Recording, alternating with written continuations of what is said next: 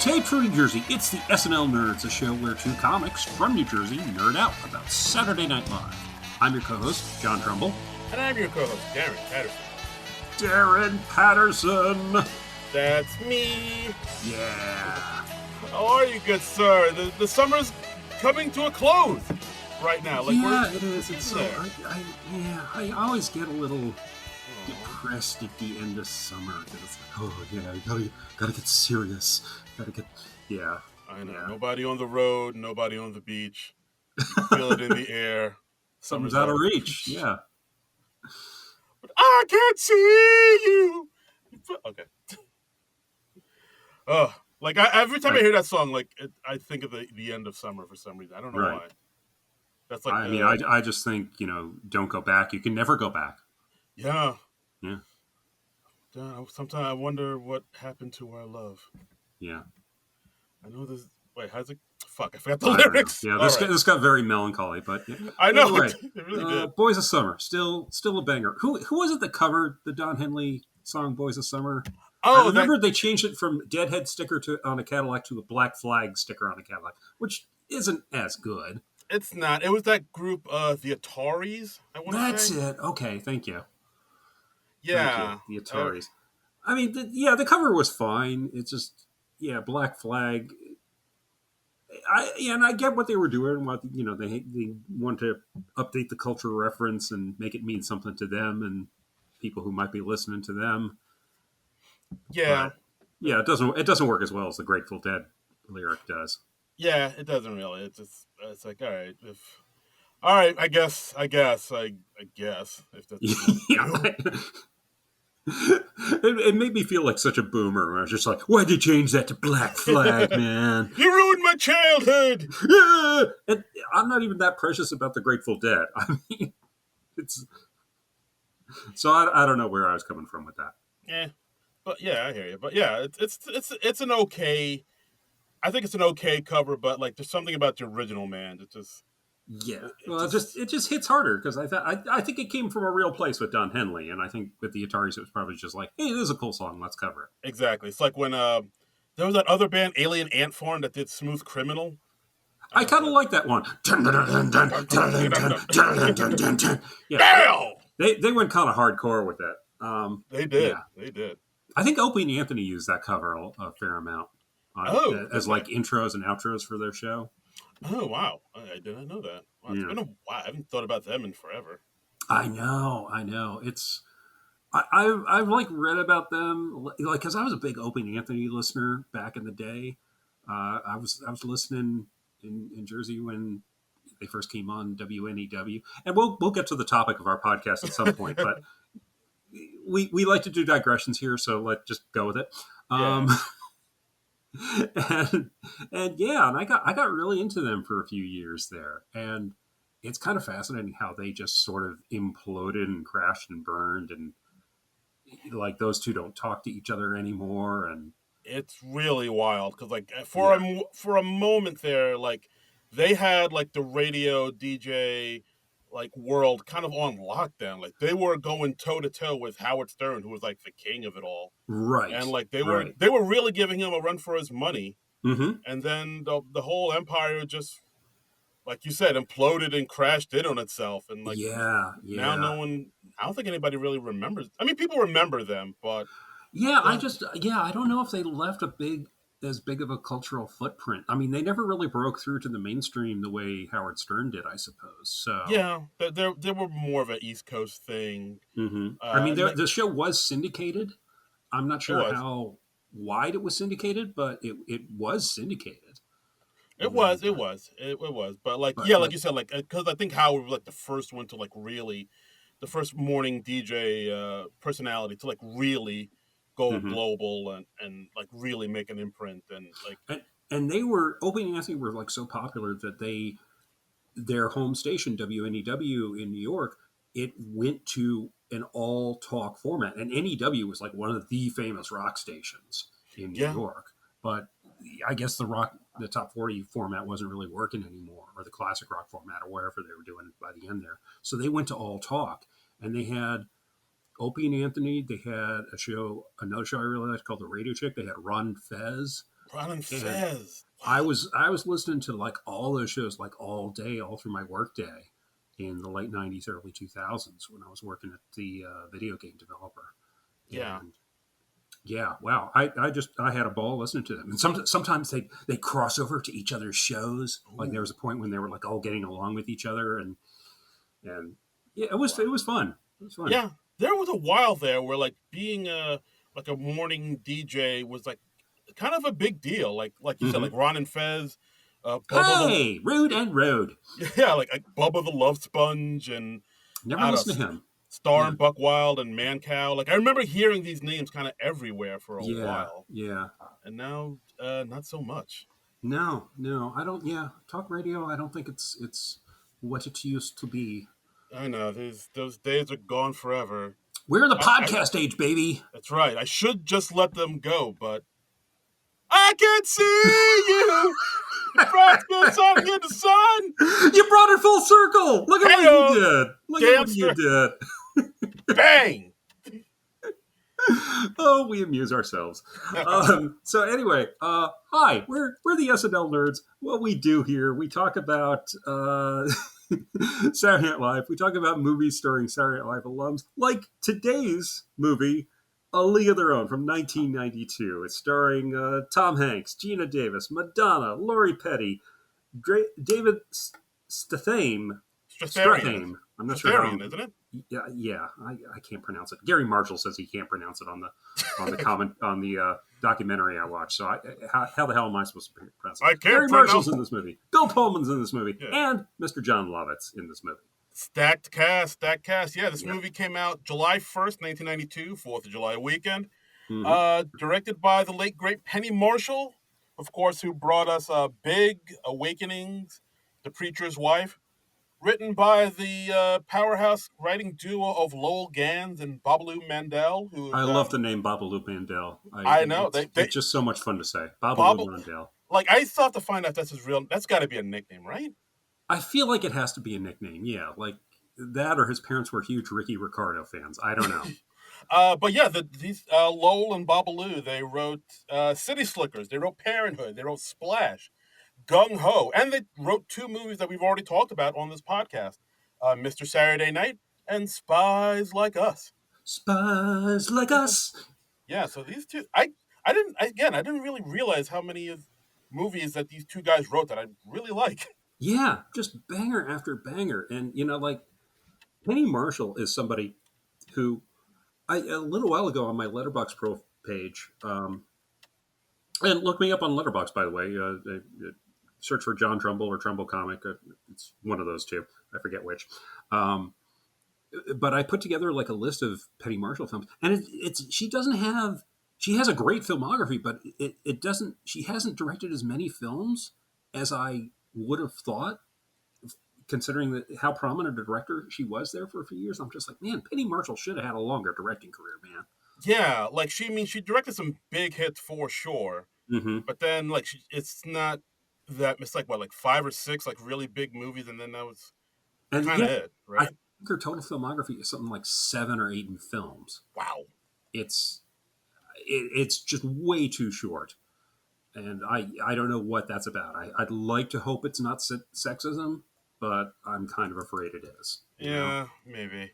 So But yeah, this film had a budget of 40 mil, made 132 mil. This was a big movie. I remember this. I vaguely remember this movie coming out. Like I remember it being kind of a big deal. And I mean, dare I say, this is one of the most like beloved movies I think we've mhm. covered on the podcast. Like I don't know anybody that flat out hates this movie. You either like it or you love it.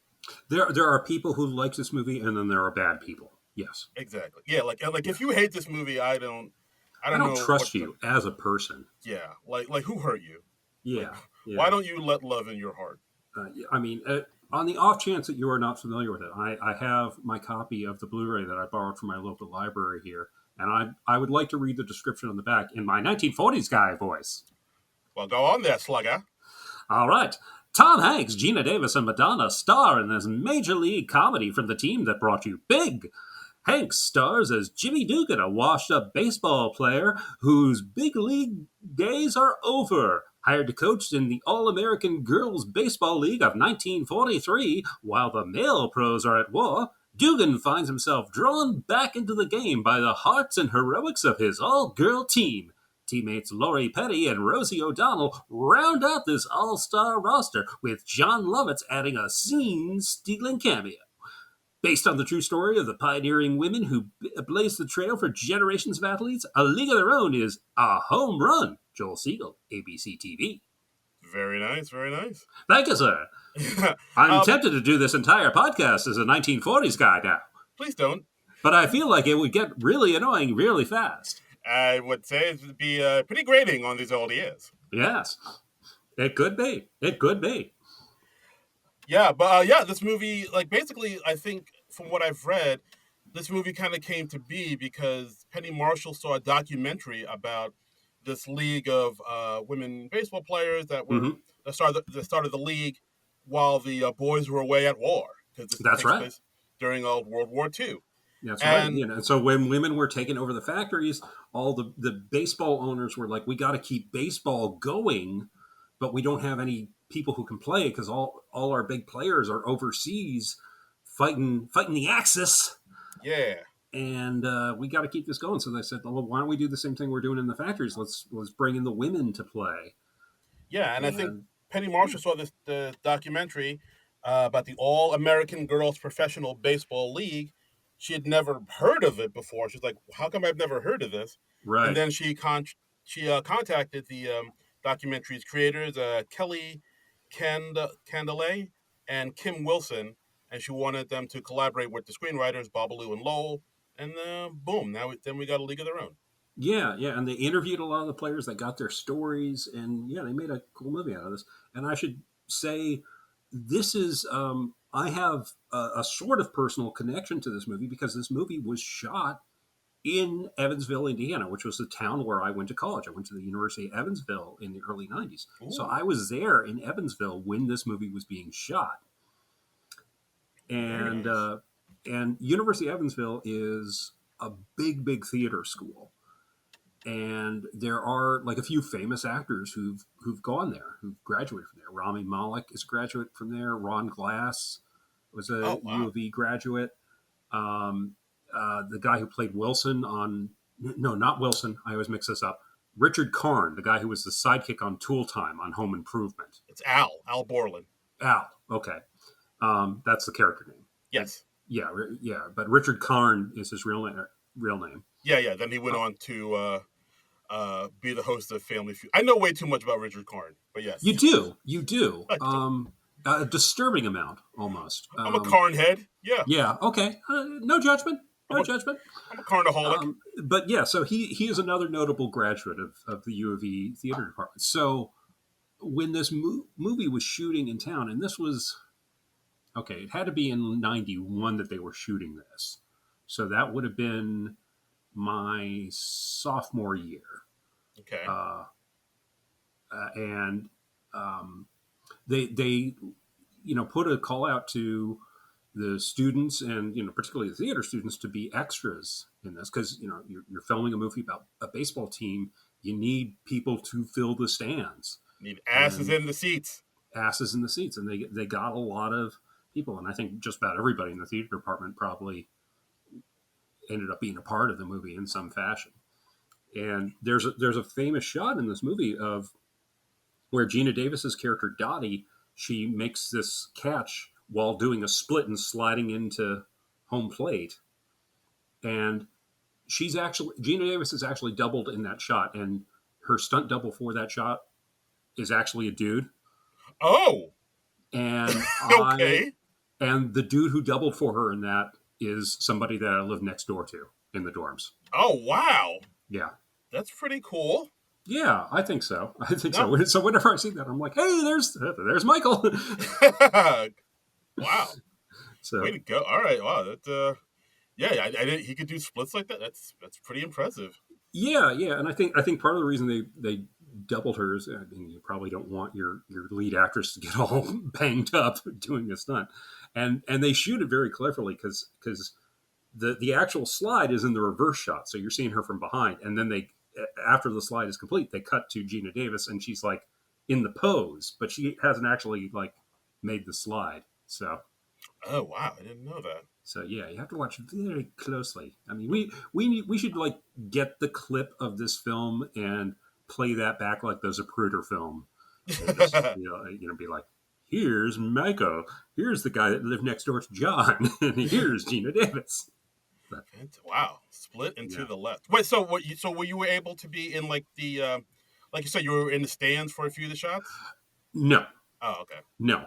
Oh, Okay, so here's the thing.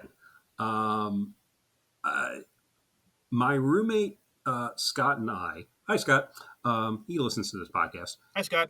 We were planning to go and be extras that day, but when that day rolled around, we were very tired slash hungover because it was like I think it was like a Friday going into a Saturday, Oh dear. and so yeah, the next day we were just like, do you want to go do this thing? And I was like, no, I really don't. Okay, let's skip it then. And because what the hell did we know? We didn't know that this was going to be the big hit, beloved movie that it ended up being. I Oh mean, man. it was a high profile thing because it was like Tom Hanks and Madonna and Gina Davis and all that. But you never really know. Yeah, So I see what you mean. You never know like what's going to be like the big history. I'm sure like there's somebody who was yeah, like one day in the 60s was like, "Oh, I don't feel well. I don't think I'm going to go to that whole Woodstock thing that everybody's right. talking about. I think I'll stay home and rest." Exactly. So I mean, and of course, in retrospect, I totally regret that I didn't do because it would have been so fun. I mean, even if I didn't end up on camera or anything like that, it would have been just a fun experience to have and be like, oh, hey, this is how they make a movie. Yeah. Um, but I watched the documentary about the making of this movie on the Blu-ray this morning, and maybe I made the right call because they were talking about how like they're shooting this during the warm months in Indiana, and Oof. and it's like 110 degrees, and people are in like wool suits because it's like the 40s, and so they're in this fabric that doesn't breathe. Yeah, I was wondering that if like all the extras had to be in like period appropriate clothing for the Yeah, time. I'm sure you had to, but like asked extras to like if they had suits or whatever, bring a suit. But I'm sure they had a collection of period clothing that people could put on. And I think I was planning to come in and bring. I had like a double breasted suit at the time because they came back in style at some point in like in the early '90s, and I was like, oh, I'll wear that. That could pass as like a 1940s suit because people dressed up to see a baseball game. yeah, get best in their finest duds. That's right. In my Sunday finest. But yeah, and there's scenes where it's not many people in the stands, and there are scenes where like there are a lot of people in the stands, and they dressed up.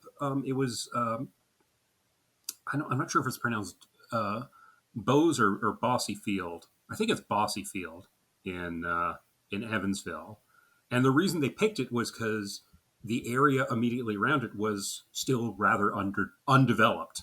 Oh, okay. So there weren't like a whole lot of modern buildings they would have had to mask out. Indiana, like Evansville, Indiana, very flat as you might expect.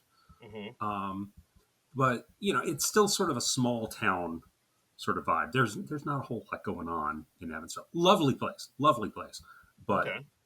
not a whole lot. It's not a super happening town, Yeah, it's not a or bustling metropolis. or at least it wasn't when I was there in the early '90s. Um, like there were guys that I knew that lived in some off-campus housing, and one of their hobbies was they would occasionally hit golf balls out onto the local highway Oh, fun. and see if they could hit a car. I thought you were going to say something like tipping over cows or something. Yeah, I mean, you probably could have done that too if you wanted. I guess I don't know anybody who did that, but anyway, so Okay. so they redressed that field to look like a number of different fields because I mean, if it's about a baseball team or going all over the place. So yeah, and and actually looking at the trivia, Yeah. Looking at the trivia on IMDb, I found this little tidbit. It says, in Evansville, Indiana, where the Racine Games and World Series were filmed, Madonna was so rude to citizens, hotel and restaurant staff, and other locals that her reputation is still tarnished there. She also spoke poorly of the city in interviews. Oh dear. And I remember at least one of those interviews um, in TV Guide at the Hmm. time. And it might have been like something to promote the Evansville or the A League of Their Own movie. Right. And I tried to find this interview, couldn't find it. But I remember Madonna said she was complaining that at her hotel in Evansville, she couldn't get MTV. She couldn't get like Oh right. Yes. cable. Yeah, I think I've told you about this. And Yes. she complained in her TV Guide interview that she felt very, very disconnected because she couldn't keep up with what's happening in the music world while she was there. And yeah, it wasn't a great look for Madonna. Oh wow. Okay. Yeah. Well, I mean, that doesn't sound great either. I mean, for a while, because I was gonna save this for later, but this is gonna fit now because Yeah, yeah. this little tidbit of trivia that I found. Okay. So Gina Davis, who plays the lead Dottie, wasn't the original choice to play the lead Dottie, according to Right. what I found on Wikipedia. Penny Marshall originally wanted Demi Moore to do it, Mm, but she was pregnant and of course couldn't. So yeah. then the role was What offered. I just read was Penny Marshall said that Bruce Willis literally screwed her out of the part, Oh, God. which I kind of love. That's a great line. It's like, oh, you got a movie role? Well, not now. Grr! And just It's that's so funny, and it's funny how like movie history can just kind of turn on that sort of thing. Like, I mean, I remember Annette Bening; she was going to be Catwoman in Batman Returns, but then she got pregnant, so Michelle Pfeiffer gets the part. wow, that's So crazy. So, yeah. but yeah, Demi Moore couldn't do it, so they offered the role to Deborah Winger, Mm-hmm. and Deborah Winger took it, and she took it really seriously, so much so that she actually trained 4 months with the Chicago Cubs for the role, Wow. and I believe it was maybe a month before they were about to shoot that Deborah Winger backed out and left the film. And she left the film because she found out that Madonna was going to be in it. And I believe in her mind, according to what she says, the fact that a pop star who's not a real actress was going to Mm. be in this movie felt like they were making, quote, an Elvis film instead of the serious film that she thought it was going to be. Like, she wanted this film to be like a real shining tribute to these like forgotten league of female baseball players, and Mm-hmm. they're putting a pop star in it. So I was like, all right, well, so seems like it's going to be a joke now because she's not a real actress.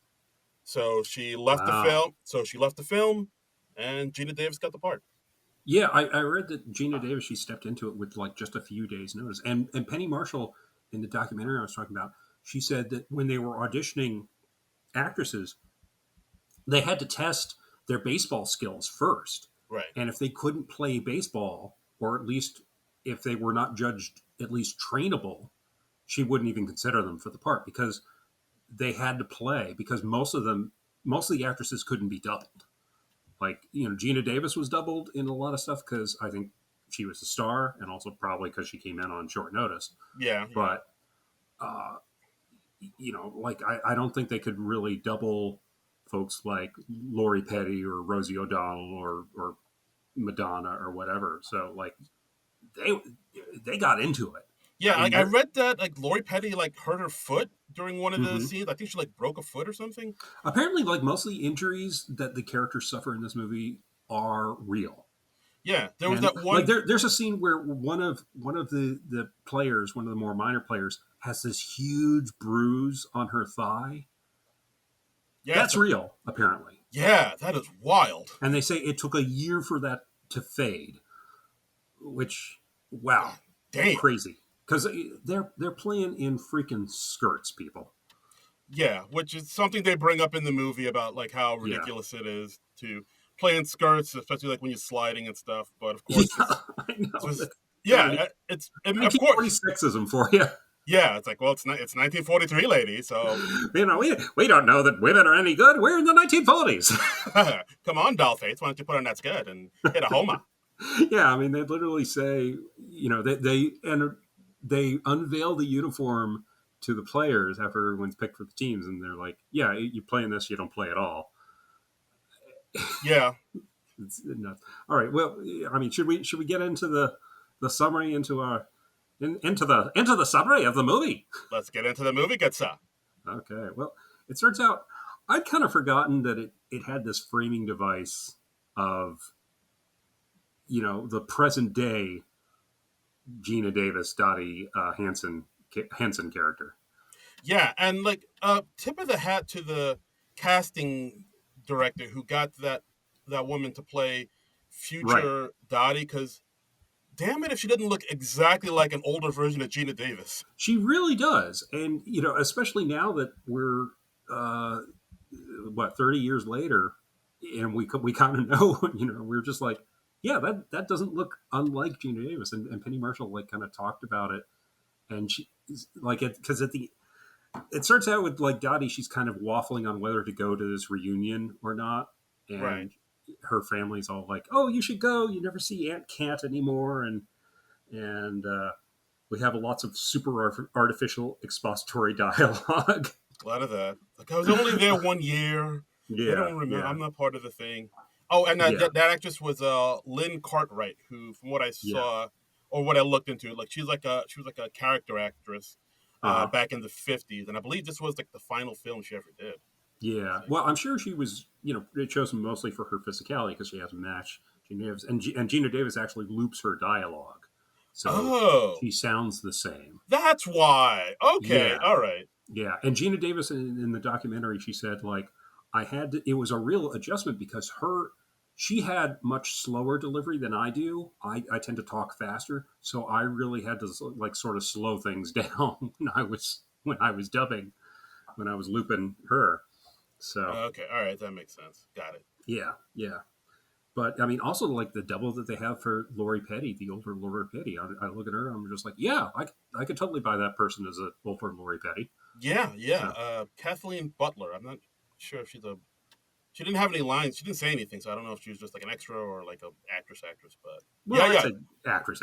I mean, Okay, she's so playing a part. I think that's true. if you're an extra, you're in the background. You know what? You're right. I take that back. Yeah, you're if you're an extra, you can be like, I don't want to do that thing because I'm too hungover today. So That's the dream. That's what we yeah. all strive for. Look, I was 20 years old. No, actually, if this was 91, I would have been like 19. So Yeah, yeah. So my man. I mean, I wasn't drinking underage. Oh boy, Yeah, I think the statute of limitations is passed. I think yeah. I No, think you're good. it's probably Phew. fine. But yeah. It's like you said, the older Dorothy Dottie Hinson hmm is waffling on whether to go. Her daughter is like saying, "You got to go. You got to see all your old friends. Like, Right, you're gonna regret it if you don't." right, And she right. forces her to go to Cooperstown, where Cooperstown, New York, where this big reunion thing is happening. yes, because they're in the Hall of Fame, Baseball Hall of Fame. They have a hmm certain. They're opening up a new wing to dedicate to the women's baseball league. Yeah, yeah. And so we see older Dottie, walk onto the field, and she like looks around, and she has a flashback, and then doodaloo, doodaloo, doodaloo. Yeah. So then we have a flashback to 1943 when all the baseball players enlist, and we get a nice little newsreel thing, just kind of telling us what the whole deal is, how all the pros are enlisting to go get the Axis, and Gary Marshall, brother to Penny Marshall, Nepo. Nepo sibling. Yeah, apparently Penny Marshall, her original choice for that part was Christopher Walken, but they couldn't afford him. Oh, interesting. So she calls her brother Gary, and she's like, "Hey, get down here, and, Gary, get down here. Gary, get down here." Do my And movie. he plays Walter Harvey, who's he owns a candy bar empire, and he was apparently partly based on Mr. Wrigley, who was Wrigley chewing gum. Oh, So interesting. yeah, yeah. Okay. So Oh, Wrigley Field. Hey. Wrigley Field. Oh, hey, yeah, I just got that. Look at me making connections. We're not sports people. No, we don't do Folks. the sports Yeah. thing. So yeah, we're probably going to say some really ignorant and stupid things, or things that are remarkably obvious to Yep. anyone who follows baseball. So yeah, just I don't know what to tell you. Deal with it. Yep. Hey, Rockefeller Center. Do you think that was named after like that the guy Rockefeller? The guy? Like yeah, probably, Huh. yeah, yeah. Crazy. Wow. Either that or a Flintstones character. Yes. Wilma. Yeah. So yeah, Gary Marshall is Walter Harvey. He's got Harvey candy bars, and he announces this fellow, Mr. Lowenstein, which is David Stratharian. James' character. I don't know. Us. Pick a pronunciation. I What David Stratharian? He's like Ira Lowenstein. He's like the PR guy. yeah. So he's going to be the manager. And then we meet young Dottie and her kid sister Kit, played by Lori Petty, and they're playing baseball like locally. They're in Oregon, and Dottie's sort of overly protective of her little sister. Tells Yeah. her, don't swing at the high ones, and Kit's like, I like the high ones. Yeah. And, Don't tell me what to do. Damn. You're not my real dad. Like, no, I'm your sister. What are you talking about? Yeah, and just, that makes no sense. So but yeah, Dottie's right, because Kid ends up striking out, and Yeah, and it's also kind of obvious that like Dottie, even though Dottie kind of dotes on her sister and Kit, yeah, doesn't like it. It's also obvious that like Dottie's actually a little bit better at baseball than yep, Kit, which yep, Kit very much resents. yes, yeah. She's living in her big sister's shadow. Yes, So because like Dottie is better at baseball. She looks how she looks, and like Kit is always like the afterthought. yeah, she's like, oh, here's our daughter Dottie, and here's Dottie's sister Kit, the other one. Yeah. Yeah, but they do love each other. They do love each other. They do love each other, but it is a slightly fraught relationship, a little problematic. Slightly fraught. And but they're scouted by Mr. John Lovitz. Yes. Yes, John Lovitz, who he likes the cut of their jib, and Yes. he says, he follows them back to the family dairy farm, I guess. Yes, they're milking cows. Milking They're cows. milking cows, and he's like, "Doesn't that hurt him?" And they're like, "It doesn't seem to." He says that it hurt the hell out of me. John Lovitz is very funny in this movie. Yeah, yanking on my udders. Yeah, Yeah, he's not in it for very long, but he makes the most of his time. Yeah, he plays a character, Ernie Capadino, and yeah, he's like one of the characters in the movie where he's not in it a lot, but he's very memorable. Like I kind of equate it to, I would say like John Turturro in Big Lebowski, where like he makes a meal out of the little screen time he has, like to the point where you're like, oh, I kind of wish I saw more of him. He was really cool. Yeah. But I think that's good. I think it's good when when you leave people wanting more. That's true. Um, That's true. yeah, because I mean, he's a scout, so like he says, there's not much reason for him to stick around after he like recruits Yeah. the players. Yeah, So, that's true. and like when he takes them to Wrigley Field, and it's the real life Wrigley Field where they're having the tryouts, and they're like, "Wait, are you going?" And he's like, "Oh, don't get too attached." Gonna go home for a shave and a shower, give the wife the old pickle tickle. Yeah. Which I've laughed about that line for years after. It's a great line. I'd kind of forgotten about that line. Tickle, tickle. But yeah, so originally, Lovitz, he doesn't want Kit. He just wants Dottie. Right, because Dottie's the better player, and but also he didn't see Kit pitch. Kit is a pitcher. Yes. And so he wasn't seeing her at her best. And he's like, and Dottie's like tries to stick up for her. She says, "Oh, she's a pitcher, but she pitched the day before, so she didn't pitch in today's game." And finally, he tells Kit that if she can get her big sister Dottie to come, that she can come too, because all it'll cost him is a train ticket. Yeah, exactly. So, So yeah, so then like the two of them kind of talk it out, and Kit is really pressuring Dottie to do it because Kit Yeah, feels kind of stagnant in her little town, and she's like, I got to get out of this one horse town. that's right. There's just the one horse. Just It's just not practical. I need two horses. You need at least two horses to make a good town. It's a it's a death trap. It's a suicide rap. Yeah, we got to get out while we're young, That's right. because tramps like us, we're born to like run to home. Da, da, da, da. Baseball. Yeah, Um, baseball. so he recruits both of them. They jump on the train at the last second. It's very exciting. And then they go to Fort Collins, Colorado, to scout another prospect. Yeah, Marla Hooch. What a hitter! Yeah. And she's doing her tryout indoors, and she's like hitting it so hard she's taking out a few windows. Yeah, And they show that it's raining outside, so they have to do it inside this gymnasium. oh, that's right. Yeah, it was raining. Okay. Yeah, so they had to do it inside this gymnasium, and she like Yeah. hits the ball so hard it like breaks windows. Yeah, and she's like, "Sorry, Daddy." Uh, Yeah, it's all right. And we have Eddie Jones as her father, the great character actor. He's been in a million things. I remember him from The Rocketeer. He was like the alcoholic pilot that Cliff Secord saves in his first uh, Rocketeer outing, and he played Pa Kent on Lois and Clark. Yes, Yeah. yes. I knew I recognized him from somewhere, but yeah, that's right. Yeah, he's terrific. I mean, I'm sure he's one of those character actors who has just like an IMDb a mile long. But those are the two things I remember him from. Yeah, And I mean, I'm looking at it right now. Yeah, he was on the TV series The Invisible Man, mhm. Equalizer, the movie The Grifters, Cadillac Man, Young Riders, Yeah, I mean, Matlock. just Oh, is a that? ton of stuff. And he's just in this for like a couple scenes, and he nails the scenes.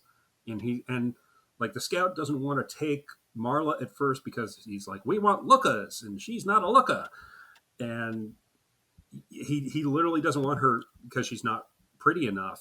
Even Yeah, though she's an incredible player, and they're like, and her dad says, "Oh, if she was a guy, I'd be, she would have been scouted by the Yankees." Uh, yeah.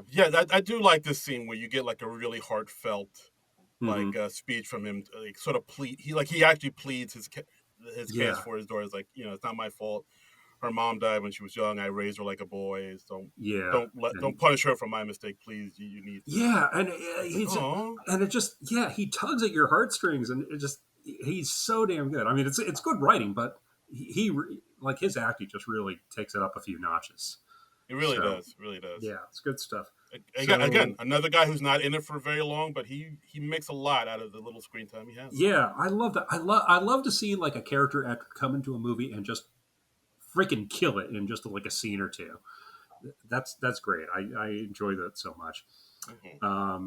So we get to Chicago for the tryouts. We meet Madonna and Rosie O'Donnell. They're playing May, and Doris Yes, was Rosie O'Donnell's character, right? Doris Yeah. Murphy and May Martabino. Yeah, they only say her last name once. She's just May. She has the nickname All the Way May because uh, Madonna's character is quite promiscuous, What? apparently. Madonna? Yes, I know. I know. Madonna is playing a character who is very sexual. Mm. She is also a great dancer. I mean, it's a real stretch for her acting Yeah, ability. she's really really pushing her acting chops here. But no, honestly, I think Madonna's very good in this movie. She's good. Yeah, I don't understand. I mean, I sort of understand why Deborah Winger backed out because, like, Yeah, when you hear like a pop star is going to be in a movie, a lot of yeah. times people's ideas like, oh god, what is this? But like, I think she was fine. Like I thought she Hmm. was a good actress, and she didn't really like take. She didn't really sink the movie at all. And No, I think there's one scene where she's like a little weak, where maybe a little out of her depth as an actress, and oh, I think I know um, which one you're thinking yeah, about. you probably will agree with me on which scene it is. Um, but I think she acquits herself well, and she's in the movie just the right amount. You don't get sick of her. Yeah, Um, she's not like a big lead or nothing. yeah, she has fun with her image, but I can also kind of see where Deborah Winger was coming from because, like, I think Lori Petty said in the doc, she's like, Madonna was at the height of her Madonna-ness at this time. And, Yeah. yeah, early 90s, Madonna was like ruling the world. She was like the Taylor Swift plus Lady Gaga Yeah, no, of her day. yeah, I would say, yeah, I would say like like after Vogue, like, yeah, Madonna was, Yeah. that was, I would say that was her apex for sure. Yeah. And then, yeah, we had like Vogue, and I think before that, Like a Prayer, and, like everything she did was huge. It was Yeah. just, she was boom, boom, boom, boom. Yeah. Just success after success after success. And so, yeah. So May and Doris are like, well, hey, there are over 100 girls here. There are only 64 slots, 4 teams, 16 each. Only 64 get in. So, you two are going to go home. So sorry about that. Yeah, And sorry. and and they turn and walk away, and then Madonna's like, do it. And Doris just wails a fastball at him. Gina Davis catches it midair, barehanded, like a Boom. fucking badass. Oh, And she just like snatches it out of the air when everybody else ducks, and then she just holds it like, yeah, really? What else you got? yeah. What's up now, motherfucker? Dottie Henson's a fucking badass. Kiyow! Yeah. And So yeah, so yeah, so it's like, okay, and then we have like a little bit of, there was like this little was it social commentary part where some women were talking about this new idea, the all female league, and talking about oh how, yeah. We hear of this woman making an editorial against it on the radio. You mean? yeah, talk about the masculinization of women. Yeah. I was like, damn, I don't remember that. Yeah, if Mr. Harvey is, wanting to do this, it's, what sort of women are our boys overseas going to come home to? And it's so wonderfully stupid. It is. But I'm sure it's based in fact. I'm sure there was some sort of editorial about that. Yeah, like, I mean, I'm sure a lot of women didn't see this as being like sort of a, like a big feminist thing about like, oh yeah, women can play baseball too. I'm sure there were like a number of women that were like this, where it's like, oh yeah, like you're turning our women into men, and know your place, know your roles, or right. Whatever. Yeah, which is probably why they had when Ira Lowenstein comes out talking about, we sought to make sure you women know your women and all that stuff. So we made these uniforms that look like skirts. Right. And then they have everybody take etiquette lessons. Yeah, and the rules are there's the skirt uniforms. He says there's no smoking, there's no drinking, there's no men. What? Madonna starts to get up to leave, and Rosie O'Donnell pulls her back out. Like that's my 3 things. Yeah, and you're just like, that's my brand. And he says you're going to take regular classes at Charm and Beauty School, which is apparently a thing that the real life Women's Baseball League had to do, as dumb as that is. Gracefully and grandfully. But, that was the image they had, or that they were expected to project. So. Yeah. So, so we find out that that Kit and Dottie made the team. They were on the Rockford Peaches. Yay! Yay! And then we get this nice scene where Shirley Baker, played by John and Joan's sister, and Cusack. Cool! Another Cusack. Yeah, okay. We got a Cusack. Well, it's a movie they're shooting in Chicago, so of course there's going to be a Cusack involved. Yeah, Illinois state law says there has to be at least one Cusack in your film if you're shooting within. Yes, like you are not granted a film permit in Chicago unless you have a Cusack in your film. That's just how it is, man. Or in a pinch, maybe a Jeremy Piven. Is he from Chicago? He's old friends with Cusack, so I think he is from Chicago. Okay. All right. Fair enough. For the sake of the joke I just made, we will say he is. Okay. I was trying to think of some other famous Chicagoan, and he didn't pop to mind. Like I thought, John Mulaney or Odenkirk. But yeah. Sure. Okay. Yeah, Piven I mean, they would have been but young lads at this time, but... The joke doesn't work there, does it? Damn it. No. Oh! Yeah. I don't know. So much. Don't make me Google where Jeremy Piven is. Don't do it. Because I'm honestly not that interested. Okay. So, but I do remember that he's old friends with Cusack, so I think he is from Chicago, and I think like Piven's parents were involved with the Cusack's theater company, or vice versa, or something like that. So I think Piven is from Chicago. Oh wow! Fuck it, I'm gonna Google it. Oh, I'm sorry. I didn't mean to make you do that. No. We're going down this road now. Okay. All right. So, Jeremy Piven. Yeah, go on. Talk about whatever you're talking about yeah. while I So look up this vital Jeremy Piven information. okay. So like as the women take all these etiquette classes, posture, how to sip tea, how to Born in Manhattan. I don't. So now I don't know what to think. wow. All right. Well, I just I just debunked your whole shit. Yeah, I don't know. Yeah, jokes are funnier when you fact check them. Yeah.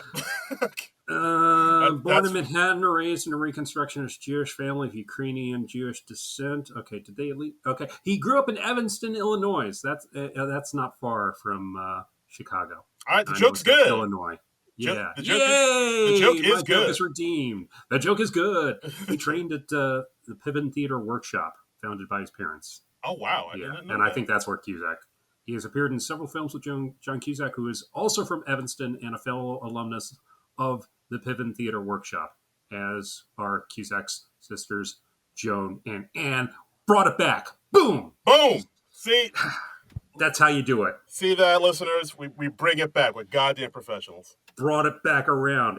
It's like what Donald Trump says his speeches are, but aren't really. It's just incoherent rambling. We have the incoherent rambling, but we tie it back in. Yeah, we have our Except when we don't. yes, our ramblings eventually become coherent. Yes. Yes. Yeah, Because we are still lucid. that's right. You're welcome, America, and that's why we're running for office of President of the United States. Da, da, da, da, da, da, da, da, da. Balloons falling from the ceiling.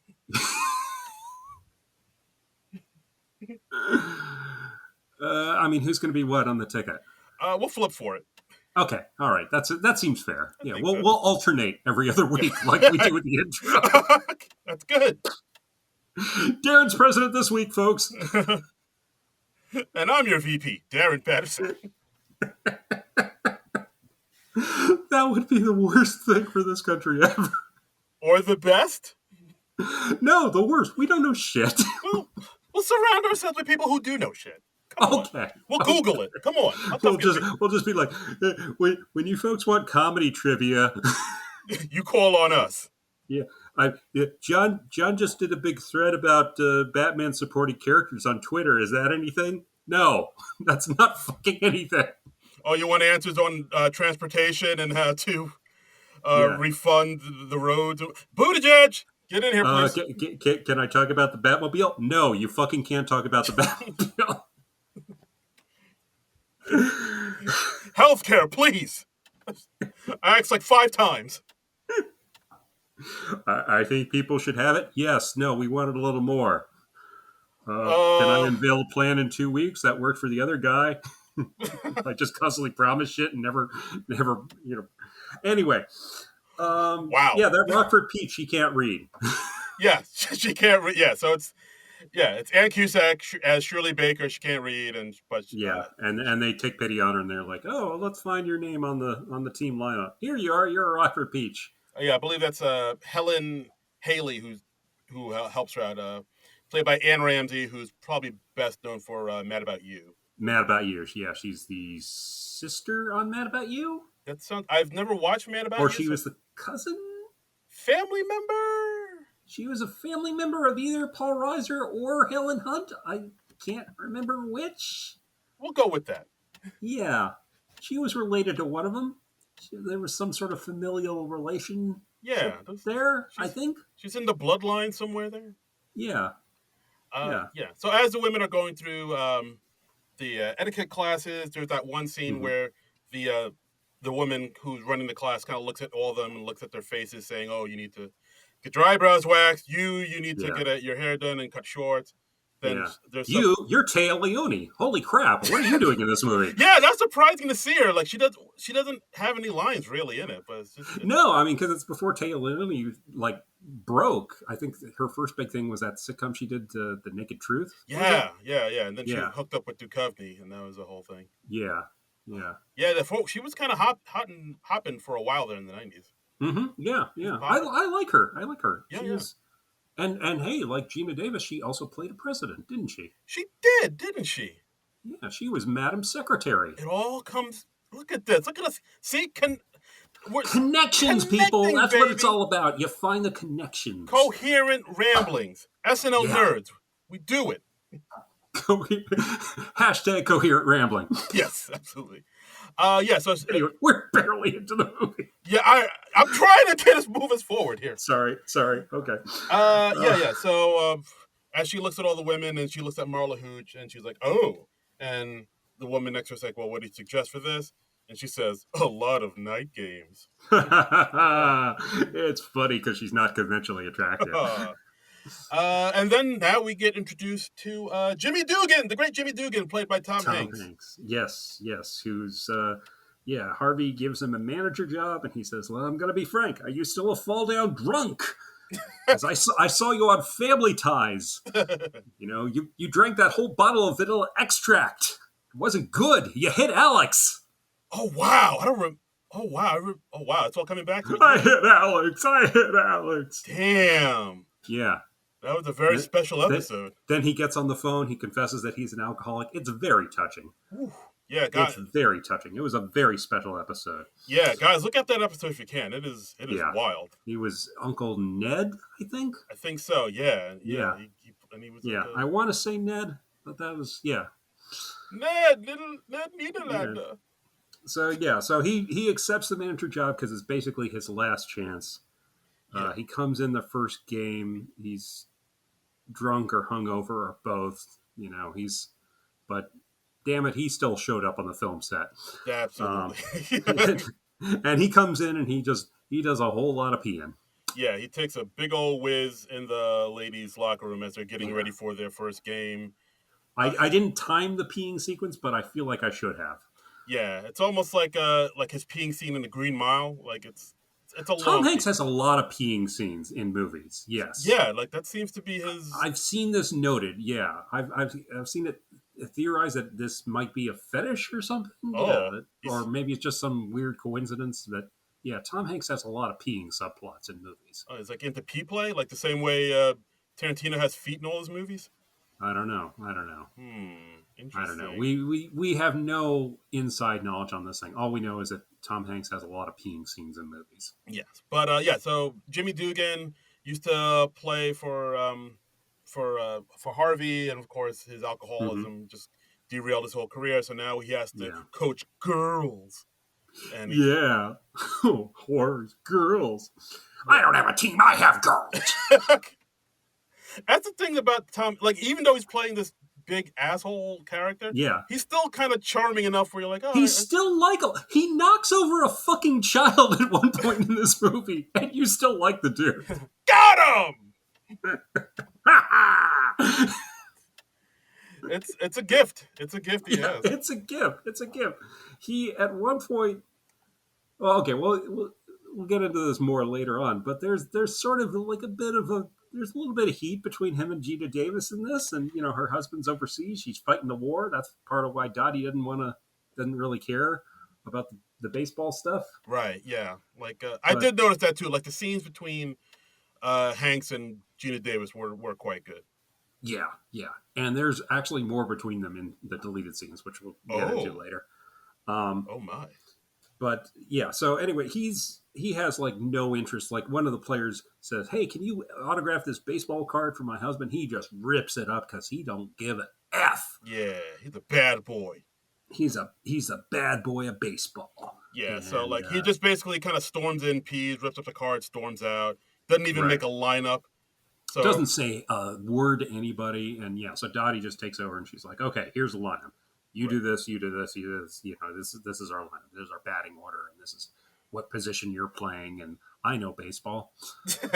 Yeah, so the girls play their game while their coach he does the thing that Harvey said for him to do, just like smile at the wave to the crowd, wave to the crowd, tip your hat. Yeah, because he still has a name, even though his career is like fizzled out.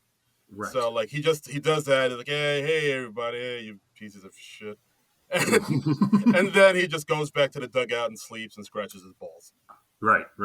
Yeah, they say he scratches his balls for a full hour during the fifth inning of one game, which, I mean, that is almost impressive. You got to see a doctor after that. That's either impressive or very concerning. Like you got crabs or something, my guy. Yeah. Well, there was that girl in St. Louis, so avoided clap Jimmy Dugan. Yes. One of the best laughs in the movie. Um, so let's see. So Dottie makes a team lineup where we start playing the season. Sharona from Monk comes over. Did you recognize Sharona from Monk? No, I don't think I've watched Monk. It's okay. Well, I got you turned on to Columbo. I'm going to turn you on to Monk next. Okay, please All do. right. So, the Tony Shalhoub show, Monk, where he's the detective with hypochondria and OCD and all that. She Okay. was his original sidekick, Oh, Sharona, who was like she was his nurse, and she kind of like kept him level because he got a lot of mental problems. Mr. Monk, oh dear. he was get this, he was a detective, but he had trouble functioning in normal society. Huh? Uh-oh. Huh? You never seen that before, right? Uh-oh. Yeah, I've never heard of that before. He's got like a mental condition that makes him a really good detective, but also makes him really difficult to live with and stuff. And well, it was a fresher premise in the early 2000s. Uh, Yeah. but anyway, Biddy Schramm was on that, and Oh, yeah, she yeah. was great. She left after 2.5, 3 seasons, something like that, and I think it was like a salary thing, and they just fired her, and they were like, "Oh, we'll get a new lady instead," and they got a new lady. And it ran for a number more years, but it was never quite the same. Okay. But yeah. Hashtag Team Sharona. Okay. Yeah. Biddy Schramm. Jersey's own Biddy Schramm. Mm-hmm. From Mountainside. All right. Yeah, I think her character was from Jersey too, if I remember Ooh. correctly. She was somewhere up the east, Sharona. Oh, Yeah, my Sharona. And yeah. but yeah, in this movie she plays Evelyn Gardner. Yes, yes. But she will always be Sharona in my heart. Oh. Um, so she asks if she can take her son on the road trip. She's like, "Oh, he's fine. He'll be no trouble at all." Cut to kids storming up and down the aisles of the bus on the road trip. She lied. Yeah, covered in chocolate. Like his face is Yeah, smeared with just chocolate and I think he's stickiness. in a little sailor suit too. Yeah, Yeah, and like at one point he covers the bus driver's eyes while he's driving the bus. right. Like Yeah, you the bus fucking driver maniac! Don't quits. get this Yeah, under control. he has some behavioral problems. I mean, if this was today, he'd probably be medicated in some fashion. But it's 1943. We don't have any sort of medication for that sort of stuff. Nope, just take the belt to him. I guess that's what they would do. But yeah, Take your no. medicine. But Evelyn slash Sharona wouldn't do that. No, Um, she just like pleads with this child, Stillwell, to yeah, just behave while what a Stillwell. name, Stillwell. Yeah, that's like that's like the oldest of old man names I've ever heard. That should be like somebody in an evil fraternity in a college movie. Stillwell. Still, It's still, like the evil preppy dude. exactly. Like he's like the blonde guy who's Right. dunking on the nerd fraternity Who across. wraps a sweater around his shoulders. Yes, Stillwell Endicott the Third. Yes, exactly. Anyway, so the bus driver quits. The ladies are getting rebellious. May says, "Hey, I'm gonna poison the chaperone so we can all sneak out to a bar and have a good time." And I thought they she was get joking at that yeah, point. no, literally poisons the chaperone. Yeah, I was like, oh shit, I don't remember that. Yeah, chaperone's like puking her guts out, and then everybody goes out to local watering hole Some to honky tonk. and yeah, and Madonna she's dancing up a storm because she's doing all that 1940s dancing, and She's a real huffa. Madonna, good dancer. Yeah. So Vodio go. why not showcase the things on the special skills on the resume? Yeah. She's got So some pep in her step. and Dottie comes out to get the girls out so that Lowenstein doesn't catch him. Right. She gets a ride from like some underage local boy. Yeah. And another funny scene that I like where like the boy's like, hey, what's the rush, doll face? What say you take me in the back seat and make a mad out of me? And she's like, I'll put your lights out. And he's like, we could do that too. We can do the rough both. stuff, huh? Yeah. That kid's got moxie. That kid's got class. Yeah. He is shooting his shot. Hey. I mean, Gina Davis, wow. Yeah, yep. Sure. No, I get it. I get it. We also have a funny thing where Marla Hooch she's singing "It Had to Be You," and she's like real enamored of this local guy Nelson who's got a thing for her, and it's funny because she's not conventionally attractive. But one guy sees the beauty in her that He does. He does. He many others volunteers to can't. take her home. He's like, it would be an honor. See, it's like, oh, see, that's sweet. It is. It is. See, It is kind of sweet. someone out there for everybody, guys. That's right. Mm-hmm. That's right. Well, except for you. You know who Oh yeah, you. that person. Yeah. Yeah, you. I That mean, that person. mm, It's not going to happen for you. I'm sorry. sorry, man. Yeah. Yeah, we. Hey, man. I don't know what to tell you. Some people do their best, and it still just isn't good enough. Yeah. Oof. Boy. Yeah. Wow. This. Anyway, Marvel Hooch has a fella. Yeah. There you go. That's great. Yeah, yeah. Then the next day they all go to confession, go to church. Yeah. We see. Madonna makes the priest drop his Bible twice Ooh. because she's quite promiscuous. Justify my love. We've got David Lander as the announcer. Lander. Squeaky's in this. Squeaky's in the place to be. That's right, because Penny Marshall takes care of her old Laverne and Shirley co-stars. That's right. Where's Carmine? Yeah, where's Carmine? Where's the big ragu, huh? Ragu. Where's Michael McKean? Yeah. Where's Cindy Marshall? Yeah. No, not Cindy Williams. Cindy Williams. Cindy Marshall. Yeah. But yeah, we could see Squiggy do some announcing voices. He's yeah, cool. and he's great. He's very he's got that verbal acuity. So absolutely fun stuff. Yeah. So I mean, we see now at the next game, Dottie is kind of taking charge as coach still, and she's calling the plays, but calling the game, and and then like, oh, here's the pitch you do, and then this gets Jimmy's attention. He's like, oh, what are you doing? And he starts doing rival signals. Yeah, I think at one point he tells her to stop thinking with her tits. Yes. Yes, as you do. As you do when you were a drunken slob in 1943. That is a perfectly valid and acceptable thing to say. Fair enough. I'm assuming, I guess. I don't know. I wasn't born for another 30 years. What do I know? Yeah, but yeah, so then the two of them have a little bit of a back and forth, and then Gina Davis pushes him, and like after I think Jimmy says like I'm the manager here, I'm managing this team, and she says, well then act like it, you big lush. Yeah. Ooh, she told him. Got him. Yeah, got him. Yeah, and then we go into what I'd say is the most memorable scene in this whole movie when Evelyn accidentally causes the team to lose the lead. Jimmy screams her out, causes Evelyn to cry. She cries. Sharona cries, and he says, "There's no crying in baseball." Yeah.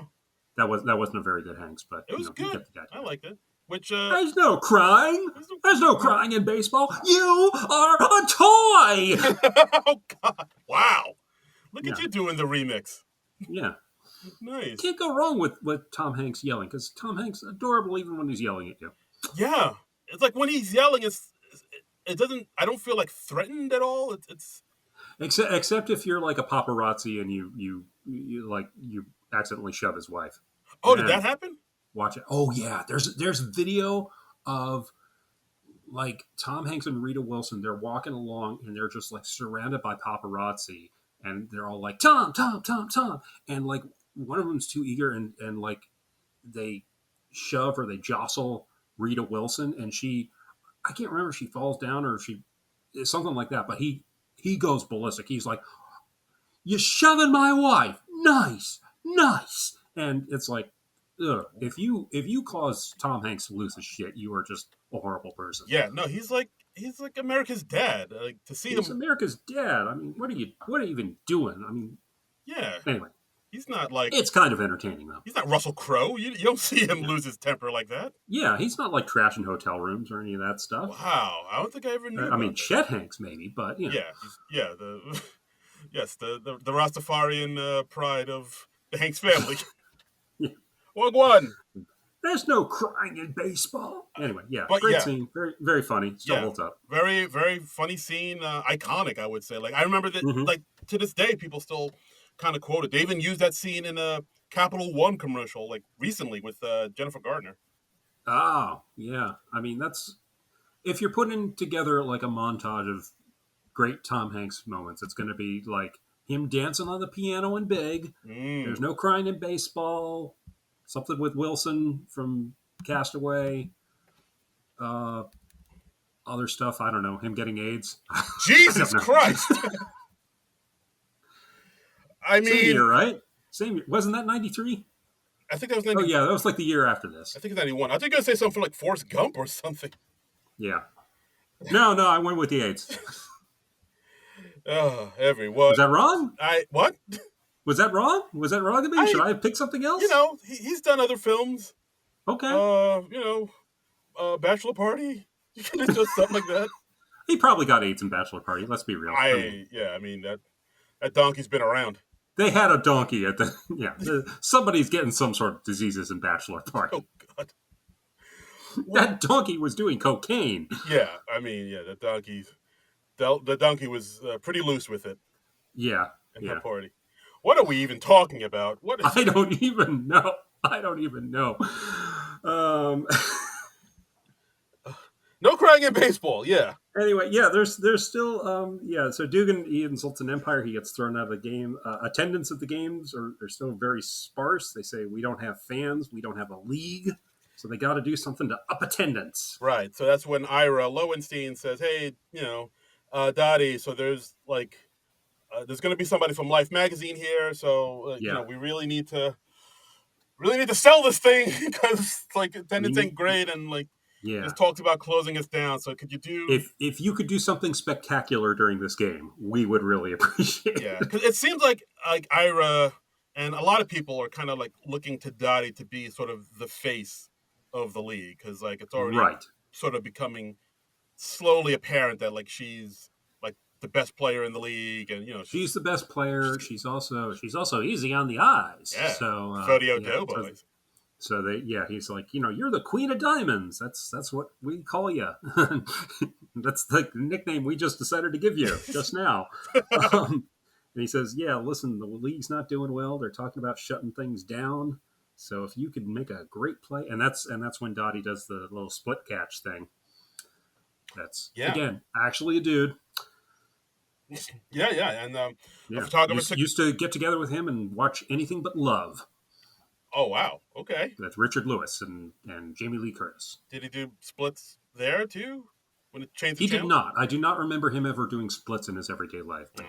he was a theater student. He was. I'm assuming he was taking some dance classes. He was a limbo guy who was in good shape. So I'm assuming he could if he wanted to. Okay, well, missed opportunity. I don't know. I don't typically ask my friends if they can do splits. Darren, can you do the I splits? cannot. I'm gonna nip that in the bud right now. I cannot do the split. Okay. Well, now I know. Now we Now I know. know. All right. So then after the she does the split, catches the ball. She's on the cover of Life magazine. That of course starts to get people interested, and then Right. we see them doing other things to sort of get attendance up, like catch a foul, get a kiss. Yes, yes, and by the way, when there's talk about them shutting the league down, this is like what I was talking about before, where I feel like we're seeing Madonna's limitations as an actress at this point, That's right. where she's like, "I'm not going to go back to that diamond dance. I'm not doing that again." And she's it's very melodramatic. It kind of comes out of nowhere too. Yeah, it's just like what sort of fucking trauma happened in May's past? Jesus. Yeah, like because like up until this point, Having those guys slobber all over me. yeah, because like up until this point, May's just kind of be seen as just like kind of She's a comic relief character. yeah, now. she's kind of like this carefree, yeah, life's cool, whatever, and now she's like revealing this inner darkness that she's been hiding for an entire movie. Like yeah. See, I don't know if it's supposed to be like she's revealing this big trauma, or if it's just Madonna trying to make too much out of a little moment. I think and be like, this is my moment to shine as an actress, or something. I don't know. I'll show you, Deborah Winger. Yeah. You are right to cast me. I'm not going back. She's much better at the light comedy moments where she's like, well, what if suddenly my I reach to catch a ball and my bosoms pop out. I mean, she nails moments like that, but this moment she's just like, ew, that's not quite working. Yeah, it felt very, hey, look at me, Hollywood, cast me in other stuff. Yeah. Watch for me in Body of Evidence next year. Exactly. Oh wow, I forgot she was in that. Yeah. But yeah, this scene, it felt like this is for my reel. Yeah, it did, and it didn't quite work. I'm sorry, Madonna. No, I agree. I think you're delightful in the rest of the movie, but that one moment, yeah, you're finding Dick Tracy and stuff like that. She's in Dick Tracy. Okay. Yeah, I don't think she's that great in Dick Tracy. Okay. All But right. that was like 3 years before, or 2 years before this movie. So Okay. I think she got better with time. Okay. Actually, honesty, I never saw Dick Tracy. I just threw that in because I was like another Madonna movie I Yeah, know she was in. yeah. I for some reason a while back I went down like this YouTube rabbit hole. There was some guy who was like watching all of Madonna's movies, and I haven't even seen that many of Madonna's movies. I've seen this, Dick Tracy, and Okay. might be about it. But it was kind of fascinating. He was going through everything, like I mean, Who's That Girl, Shanghai Surprise, just really seeking Evita. Susan. Yeah, I've never seen Desperately Seeking Susan. I know. Yeah, like you said, Evita. That was like the big one. That was the one where she was like, "I'm going for that Oscar." Yeah, yeah. Did she get a nomination for that? I don't remember. I don't know. All I right. don't think Should so. we look it up? All right, let's look it Do up. we want to know it that badly? Yeah, sure. Why not? Anyway, so yeah, so they're doing sort of stunts like catch a foul, get a kiss, Yeah. and Hit it. and there's like one woman on the Rockford Beaches who used to be like a beauty queen and stuff like that. And we at one point we see newsreels of and all the girls they're trying to give all the girls their own little shtick. Like this one makes coffee. She's like pouring coffee, and one stops and she comes into home and then she adjusts her makeup, and you see her kind of like rolling her eyes while she's doing that. Yeah, But anyway, just to show, hey, come and see these girls play baseball, but don't worry, guys, they're still feminine, they're still women. Don't worry. yeah, yeah, they're still women, and They, a lot of them are single, a lot of them are available. yeah, Others, like Dottie, the Queen of Diamonds. Hands off, boys. She's married. But and look at her little sister, Kit. Look at her go. She's as single as they come, boys. yeah, she's a single. She's good to go. Come and get it. They're like practically pimping out Yeah, I was Kit. like, Jesus Christ. So, And I also had that scene where they showed like Marla Hooch from like a far away. yeah, and that Marla Hooch, what a hitter! Yeah, I mean the Marla Hooch stuff is funny. It is. Yeah, I mean it's very obvious, but it's very funny. Yeah, and she Yeah. does get a happy ending because she does end up getting married Mm-hmm, mm-hmm. in the middle of the movie too. Yeah, yeah. So it's like, And she says, "I'll be back next season." yay. And Doris, like, she decides to dump her boyfriend, is because the other women like boost her self esteem enough that she's like, "Hey, I don't need to be as this guy who treats me badly." And she gets admirers in the stands. Yeah, one of them was And like another guy from Mad About You, right? was it I think so. There was like that one guy with like the curly hair. okay? Like, I'll look it up. Cousin Ira, maybe I want to say Joey Slotnick. Joey Slotnick. Okay, yeah, I remember Joey Slotnick from The Single Guy Or maybe and that's what I'm thinking about. Boston Common or Boston Public. That was the school. That was a show about the teachers, the David E. Kelly show. Yeah, like I And believe. his character got fired because he was in a relationship with a student. Oh, Ooh, really? Ooh. Oh scandalous. dear. Yes, Oh, mercy my. yes. Anyway, I don't know if that was Joey Slotnick or not. I feel like it was, but I'll Okay, look into that. okay. Do we have anything on the Madonna Oscar thing? Are Oh, we I thought you looking were that up looking or into no? that. Oh, I thought you were looking it up. Okay, No. Yeah, all right. yeah, that Joey Slotnick. All right, you look up Joey Slotnick. I will look up if Madonna's been nominated for an Oscar. Okay, but yeah, that Joey Slotnick is in it. Yeah, it's like Okay, he's so that guy is definitely Joey Slotnick. yes. Okay, list of awards and nominations received by Madonna. A Madonna, lot of video Madonna. awards, a lot of Grammys, American Music Awards. Is it under Academy Awards or Oscars? Not Okay, seeing anything under the A's. Let's scroll down to okay, and yeah, the Joey's. O's. Yeah, Let me see. I'm almost there. I'm almost there. I'm almost okay. there. Oh boy. Holy shit. Madonna's been nominated for a lot of shit, folks. Okay, but yeah, Joey That's Slotnick. He wasn't in Mad About You. He was on Ellen. He was on Ellen. Oh, he was one of the friends. These friends of mine. Yeah, yeah, yeah. Okay. And then he was also in like the Single Guy, like you said. He was in Twister. Uh, Oh, he was one of the storm chasers in Twister, huh? Okay. yeah, yeah, yeah. A bunch of other kind I of. don't think she's got an Oscar nomination. I'm not seeing anything under the O's or the But like you can or tell, the like A's. when she did Evita, that's when she Yeah, was like, "This is the one. This is she's going for Oscar. yeah." Yeah, Like, because like I mean, yeah, it was a popular show, and yeah, I think the people who did it on stage, like Patti LuPone, didn't Patti LuPone play that?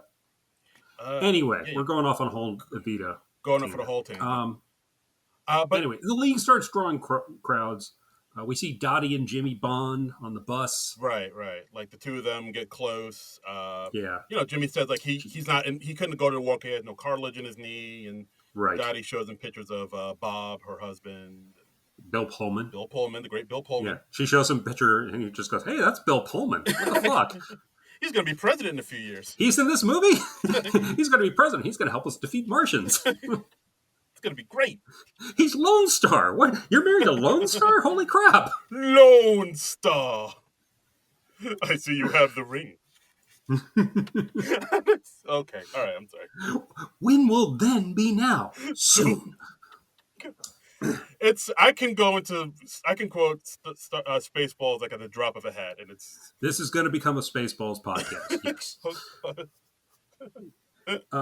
Anyway, yeah. So yeah, they're we find out Jimmy is married twice, no children, and he's like, "Hey, why don't you like doing this baseball thing? You're the best player in the league." And I don't know. Yeah, I'm watching these scenes. I'm just like, man, Tom Hanks and Gina Davis, they really should have done another film together because they have great chemistry.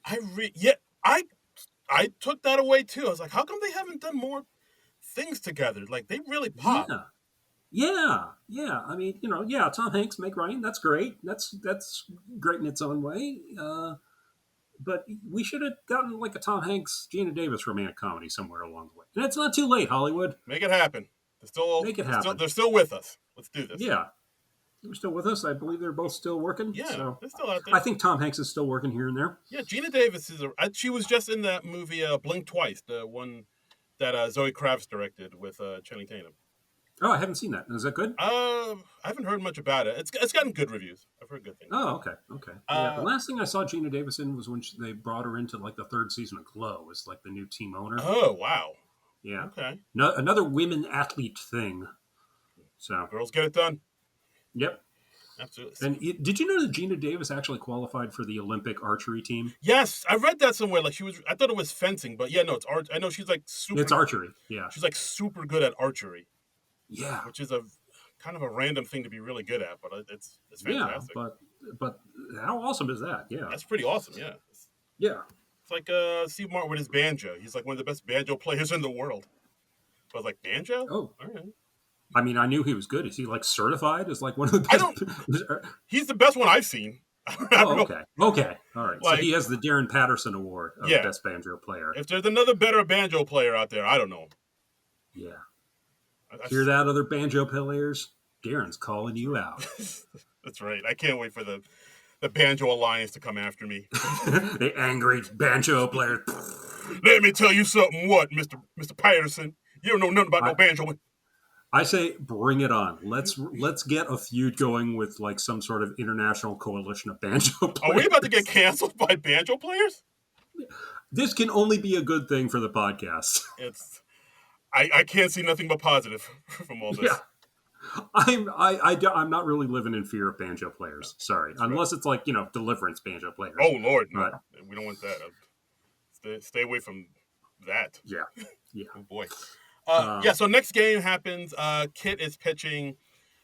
She's kind of out of juice. She's not doing well.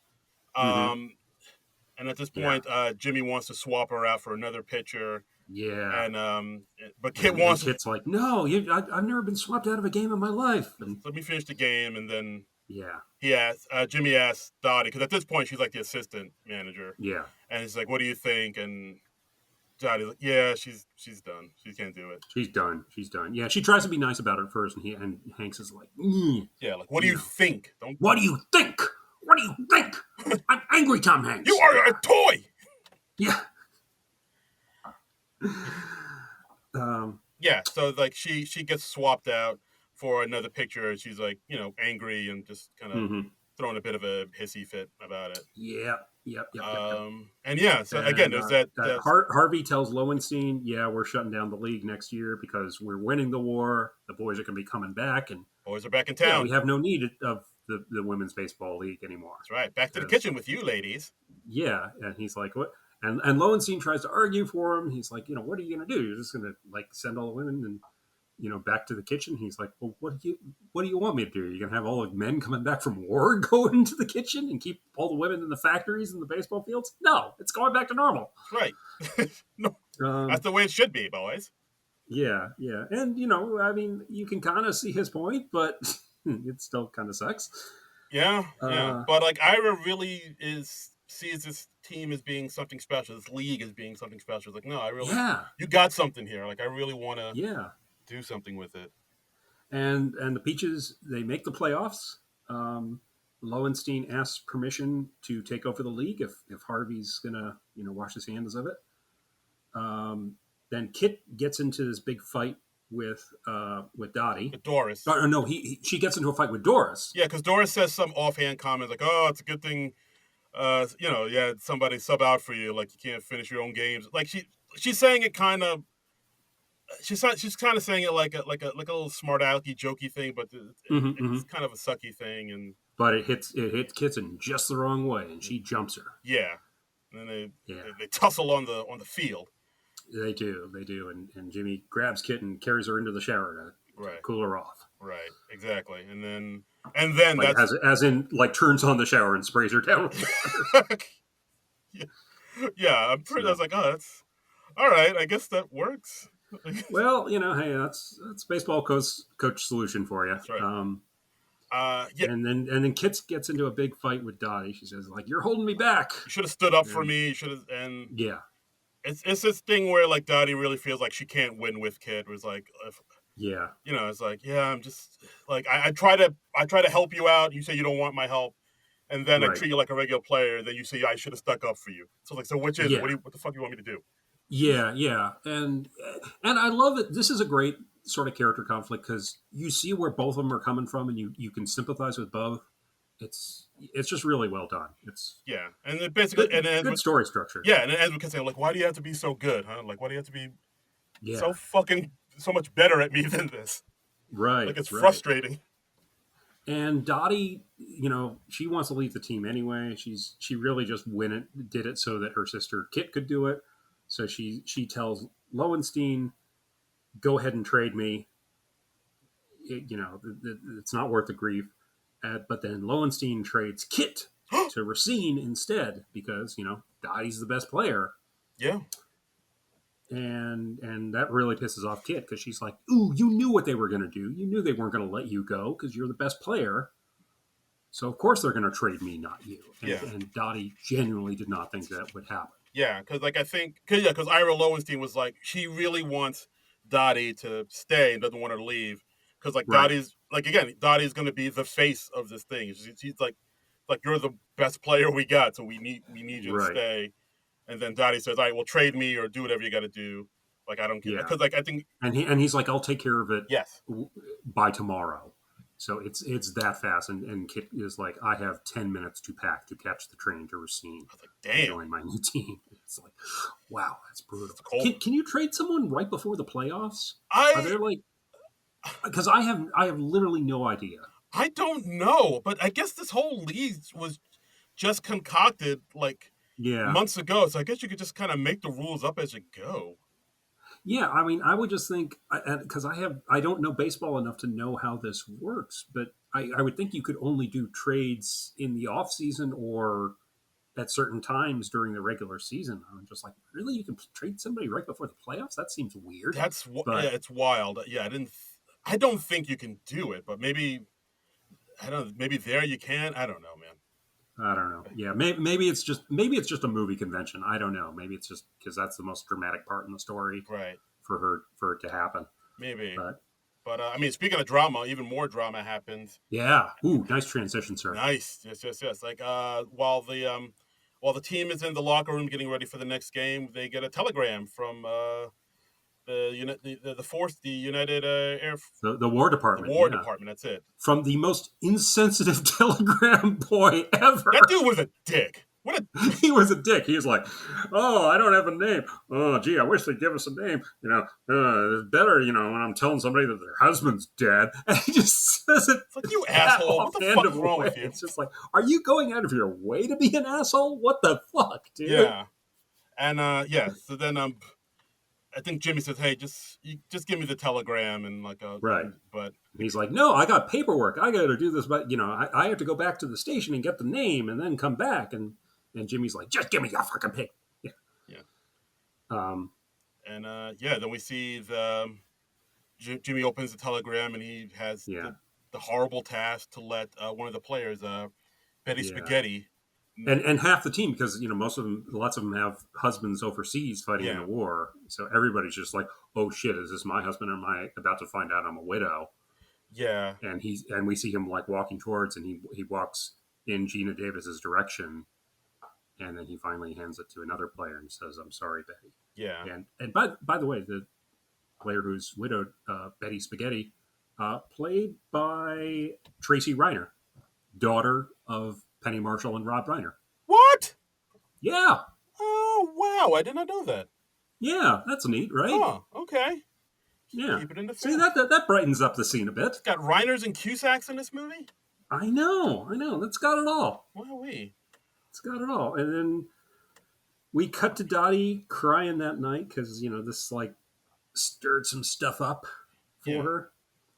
and And then Bob comes back. Her yes, husband Bob, Bill Pullman. the great Bill Pullman. Yes, we find out that he was discharged after getting hit with a sniper, but looks like he got shot in Yeah. the foot, so he's okay. He's Yeah, fine. he's walking with a cane, and Yeah, he's like, "They got some of our guys, but we got him." And yeah, and and fucking Bill Pullman, man. He just again he comes in for just a scene or two, and he fucking nails what he's got.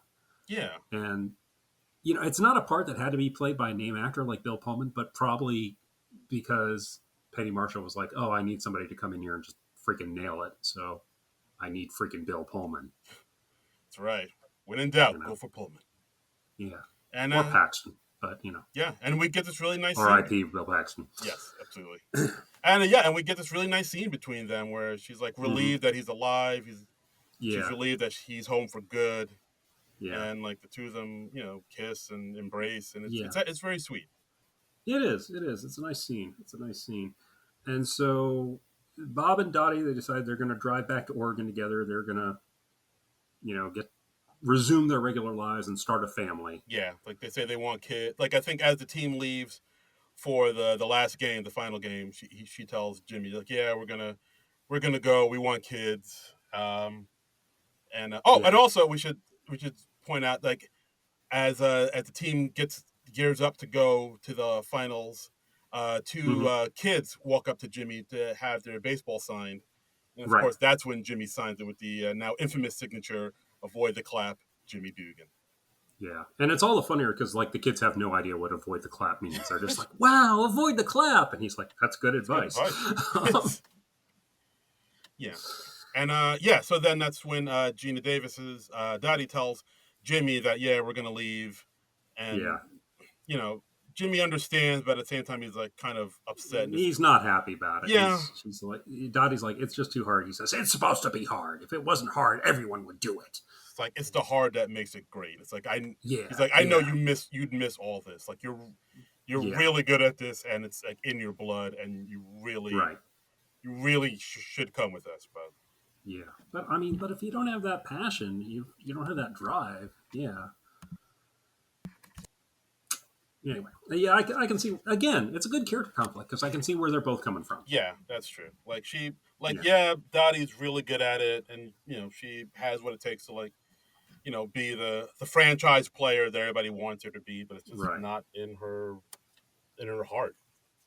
So we get to the World Series, the Rockford Peaches versus the Racine Bells. Hey, that's Kit's new team. What? What? Are the two sisters teams going to go up against each other in the big game? I did not see this coming. What a shock! Wow. And we're the seventh game of the World Series. We're tied 3-3. Jimmy leads the group in prayer. He says, "May our feet be swift, may our bats be mighty, may our balls be plentiful." Yeah. And he thanks God for that one waitress in South Bend. You know the one. She kept calling your name. Avoid the clap, Jimmy Dugan. Yeah, avoid the clap, Jimmy Dugan. Again, good advice. Mm-hmm. So yeah, so everybody's getting ready for the game. They're warming up. Mm-hmm. Jimmy's barking out orders Yeah. to the catcher Yeah. who was supposed to be Alice, but then he Yes. sees that Dottie is there, and she's in uniform, ready to go, and she's like, "Yeah, we got as far Yeah. as She unmasks. She takes the catcher's mask up, and he's like, yes, "Dottie, you're reveal, back." yes, Because apparently, like, you can quit the team and then just come back for the last game of the World Series, and it's totally cool. yeah." They're really playing it fast and loose with the rules here. Yeah, I guess I guess it's because it's like the first season of the women's baseball league, and maybe they don't have all the rules that the regular league does, or maybe it's just movie is going to movie. I don't Yeah, know. like I guess no one really signed a contract. I guess so you can just kind of leave and It's all handshake deals. Yeah. yeah. So I don't. Yeah, so she got to the stadium. She got into the stadium. She suited up. She got and she starts, practicing, and all without Jimmy noticing. But I mean, it's a good movie moment. So yeah, and I'm not yeah, going to she knock it. says like, yeah, we got as far as Yellowstone, and then we just turned back, Yeah, and yeah. then that's it. And he says, "Well, Alice has been catching for us for the last 6 games. She's pretty good." And Dottie's like, "Oh, well, I'll just go home then." And he's like, "No, no, no, no." I mean, you're already dressed, so Yeah, yeah. And then Tom Hanks knocks over a child, yes. and everyone's like, "Ha ha ha! Look at how Tom Hanks knocked over that kid. That kid had it coming. That kid had it come. That kid was an asshole." 1943.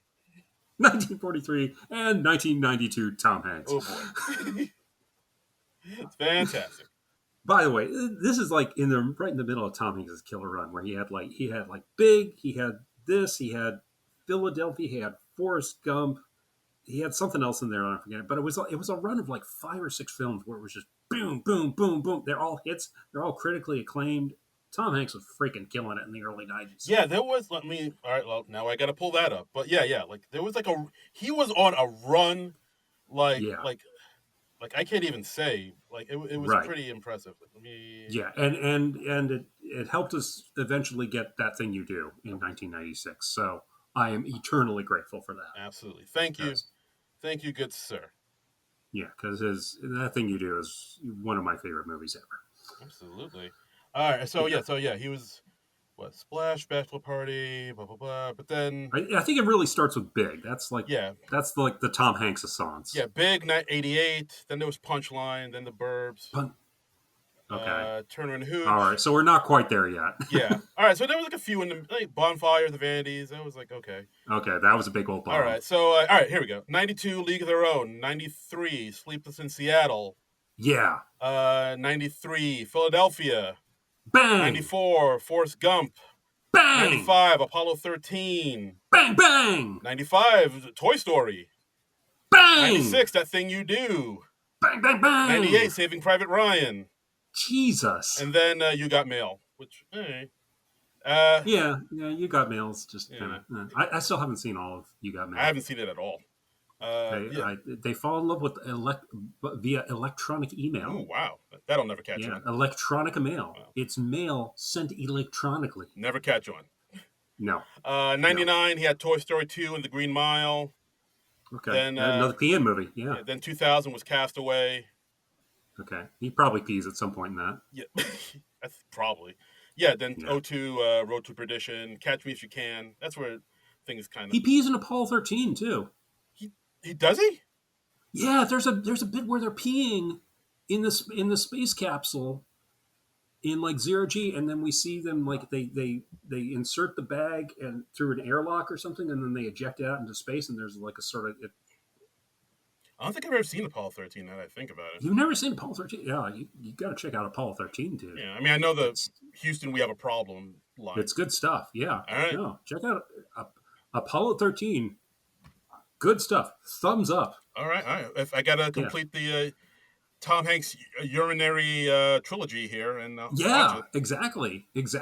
Yes, I just realized that's another Tom Hanks PN movie. it. Oh wait. So you got to see all those. There are probably others. Okay, we'll do. Yeah. Okay. All right. Back to this movie. God damn it. Okay.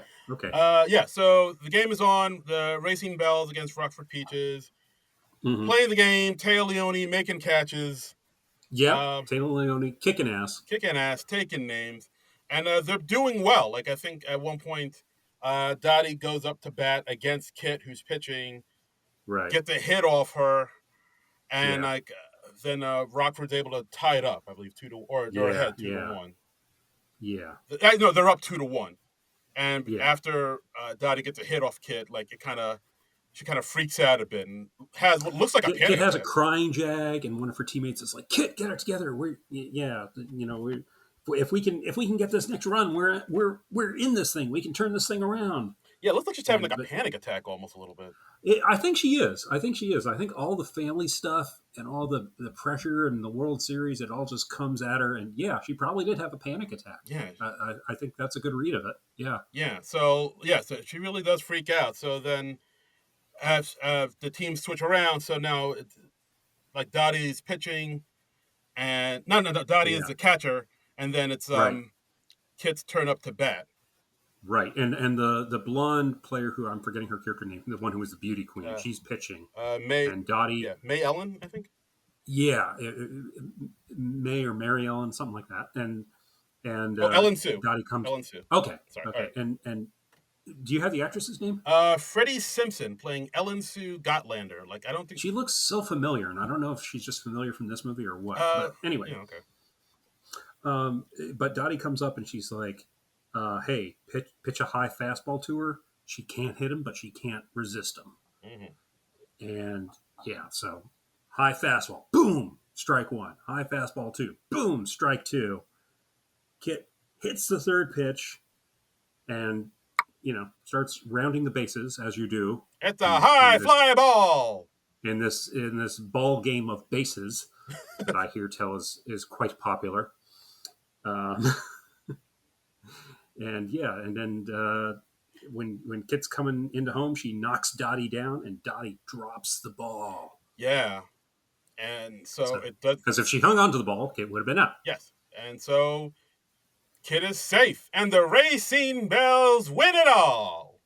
The Giants win the pennant. The Giants win the pennant. Yeah, like for a while, like after I saw that scene in the movie, I was like, oh, did she drop it on purpose, or was that? Yeah, it is a little ambiguous, I suppose. Yeah. Yeah, they don't really comment too much on it in the movie. Right. Like, it's kind of just left up to you. Like, did she really drop it, or was that like, did she do it? Did she mean to drop it? Because like or did Kit finally have a moment where she like outshone her sister? Yeah, because like at one point, like we do see that Dottie is looking at her little sister Kit in the dugout, kind of breaking down, having a nervous breakdown. Yeah.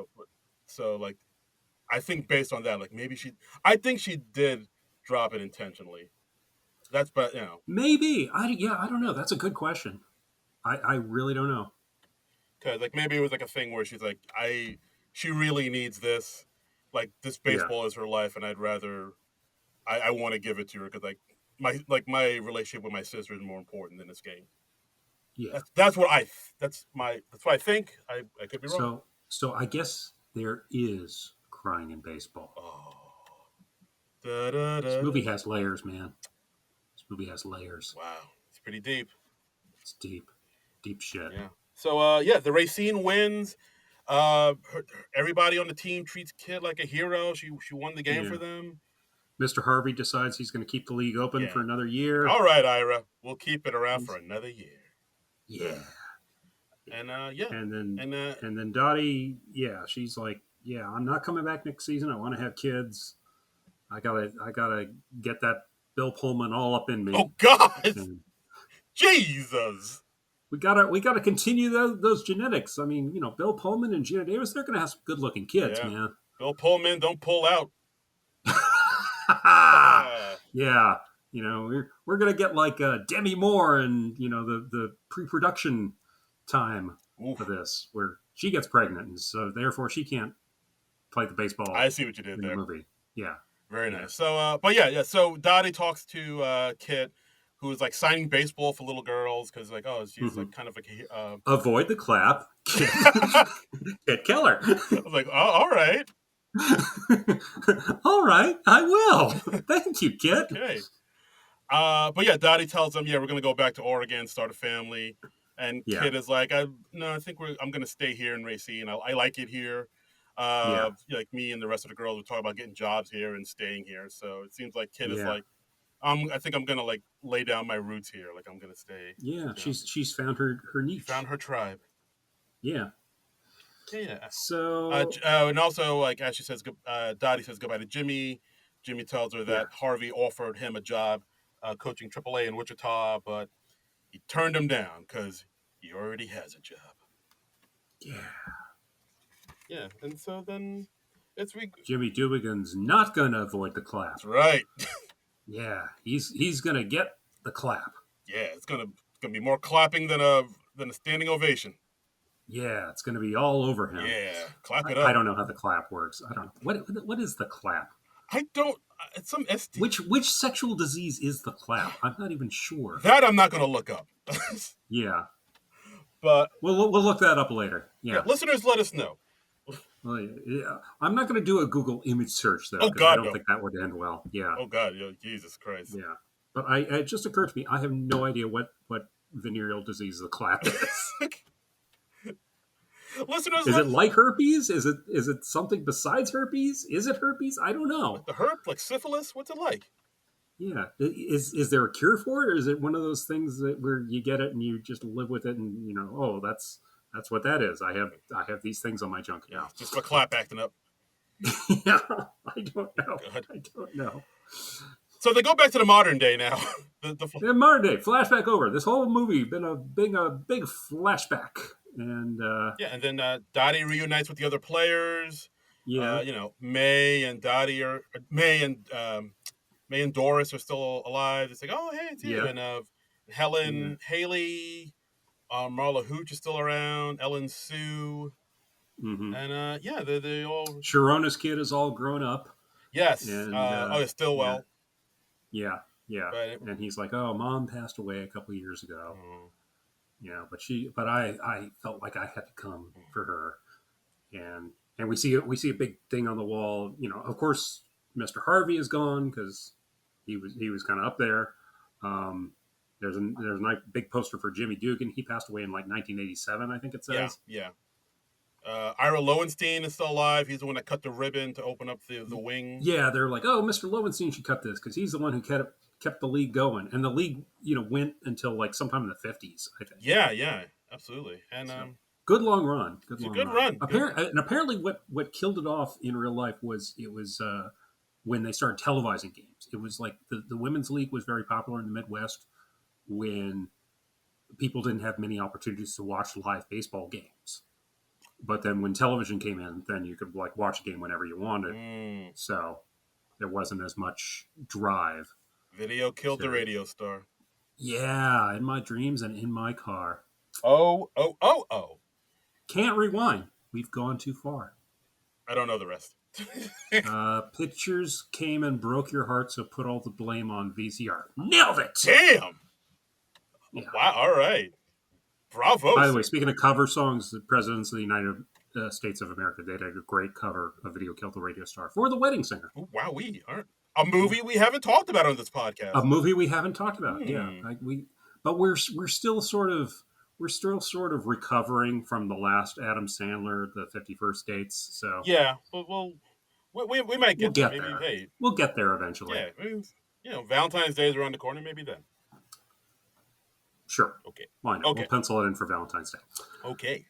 Okay. Yeah. So we see Dottie looking around at all these yeah. old pictures of her and her sister and her old teammates getting just washed away in nostalgia, and then we see older Kit coming in with her family. She's got this huge family. Jesus, there's so many of them. So many of them. I mean, you think Gina Davis had a lot of kids with Bill Pullman? That's nothing compared to all the kids that Kit had. Kit's been busy. Kit kids. Wow. Yeah. Kit's she's. I mean, and like somebody calls her grandma, which I mean, because this is like, what year is this sequence supposed to take? I mean, it's whenever the real life women's baseball league were inducted into the Hall of Fame, but I'm not sure what year that was. Was that present day or? I don't know. I mean, it had to be after '87, so I would say maybe early '90s, late '80s. Okay, when was the Women's Baseball League inducted into the Hall of Fame? That happened in 1988. So, okay.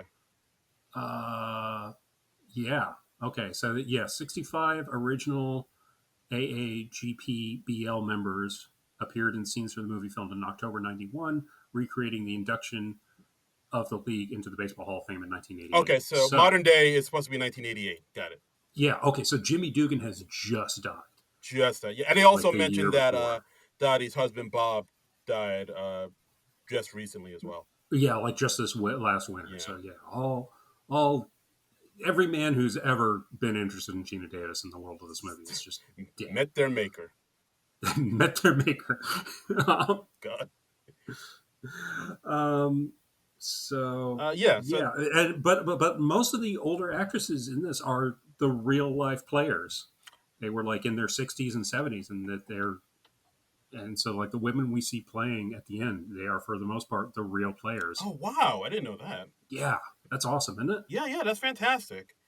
And yeah, we see Dottie and Kit hug, and then they sing the baseball song that they sung so many years ago, and like Mm-hmm. yeah, then the movie ends on like a slow zoom in on the team, and Yeah, the specifically Madonna song "This Used to Be My Playground," yes, which John. I don't think much of, honestly. I don't. It's okay. It's nice. It's It's sweet enough. yeah, it's decent, I guess. I don't know. I'm not a big fan of most Madonna music, so Gasp! I know she does like one song about every 5 years, and I'm like, okay, that's pretty Come on, cool. open your heart. That's a bop. I like "Cherish." I think that's a great pop song. Okay. I like the song she did for the second Austin Powers movie, Oh, beautiful stranger. "Beautiful Stranger." Love that song. That's a great song. That is that's a banger. I will give you that. Yeah, yeah. Those are my two favorite Madonna songs Okay. All right. because I know you all wanted to know. Now you know the rest of the story. Yeah. Apparently, I just looked up about the real life All American Girls Professional Baseball League. The most successful team was the Rockford Peaches. It won a league best four championships. So, Nice. yeah. And they went from 1943 to 1954. Ooh. So, yeah. Okay.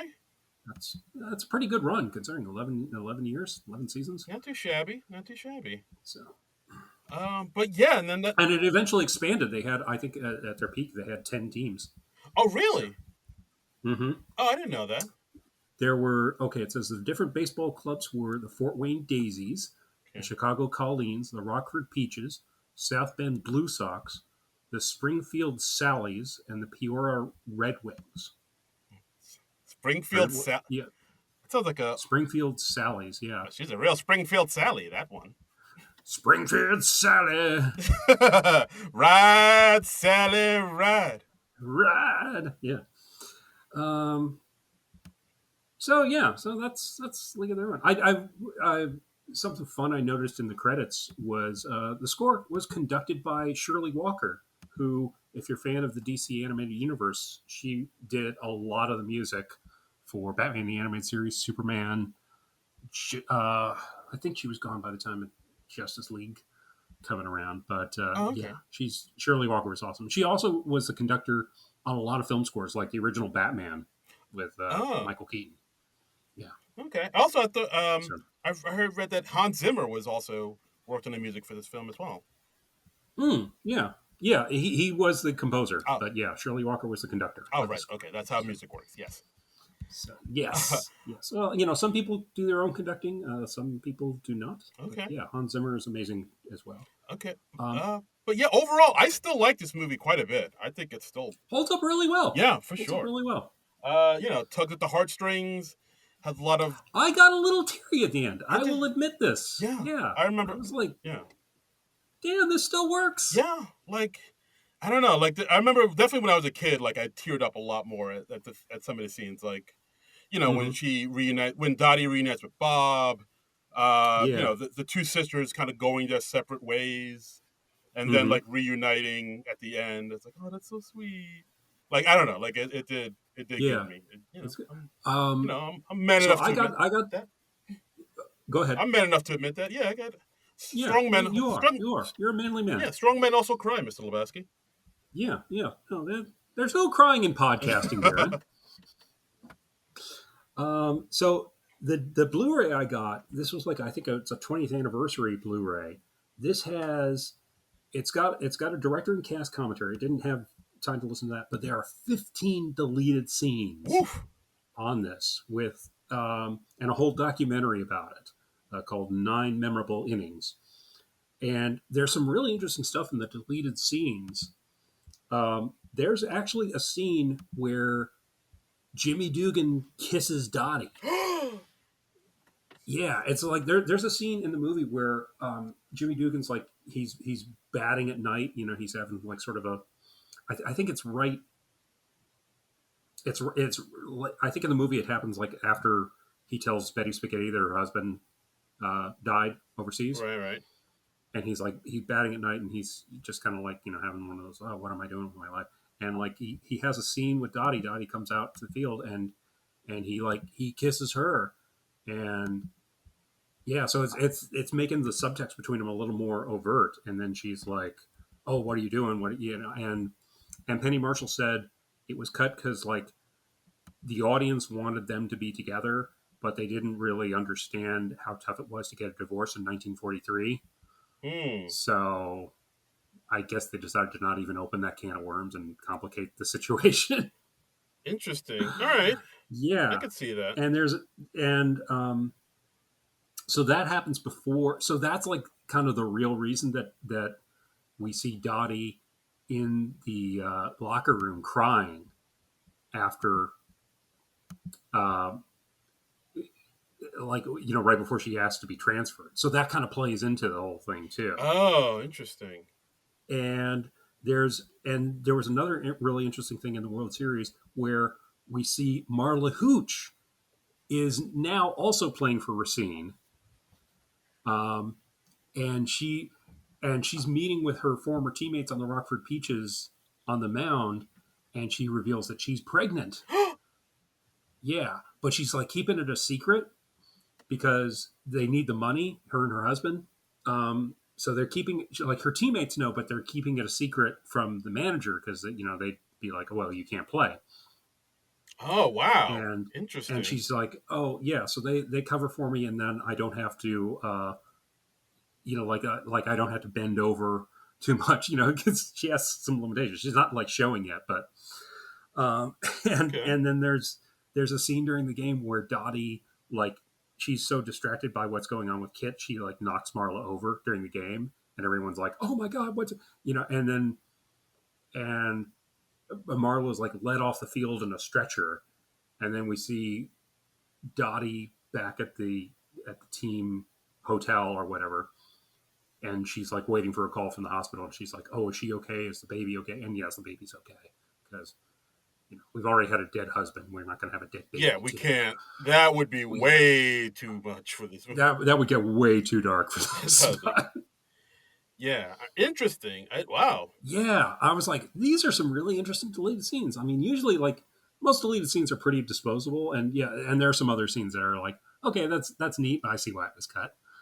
Um, but those scenes were really interesting because I was like, Hmm. ooh, that's some extra fucking context there. Yeah. Wow. Yeah. I mean, like the kissing scene. Like Hmm. Would I have liked that? I don't know. Like, cause like there were a lot of scenes in it where you definitely felt the electricity between Dottie. There's a vibe. There's a Yeah, there's a vibe for vibe sure. between them. Yeah. I mean, I guess the movie still played out fine without it, but Hmm. with it, definitely would have been a little bit more interesting too. Yeah. Yeah. But yeah, So this movie, it actually inspired two different TV series. yes, there was one that came out in 1993, like a year after Right. this came out. It was on Fox. It was Uh only huh. they only filmed 6 episodes, and only 5 of them aired. And I think John Lovitz was in at least one of them, right? Yeah, As I think as the recruiter. yes, as a recruiter, like basically like actually I think a good number of the original uh, cast showed up in the TV series, but of course, like the big names didn't. Like they replaced Gina Davis and Tom. Yeah. Wasn't Carrie Lowell in the '93 series? Yes, she played Okay. the Gina Davis character. Sam Right. McMurray from the Tracy Ullman show played Okay. Jimmy Dugan. All And right. I forget who played Lori Petty's character. Who played Kit? Yes, Okay. but yeah, it didn't last for very long. Like again, like literally only Yeah. not even a full season. Just I know Tracy Reiner carried over into the '93 series, yes, absolutely. so that's neat. And I believe Yeah. who else was in it? I think Marla Hooch was on the show. Oh yeah, that was the other one who carried Yeah, over. Yeah, Megan Kavanaugh. yes. Kit was played by Christine Elise. Oh yeah, I remember her. She was on the Beverly Hills 90210 show for like a hot minute. Yes, absolutely. She was like a Brandon girlfriend, Yes, that's her. and she was on some show about firefighters. Some show about firefighter. What, Rescue Me? She was on ER for an She arc. was on ER for an arc. Uh, Get Shorty, the TV show. Oh, yeah, I forgot there was a Get Shorty TV show. yeah. It was like on. I think it was like on. Oh, it was on Epics. Okay.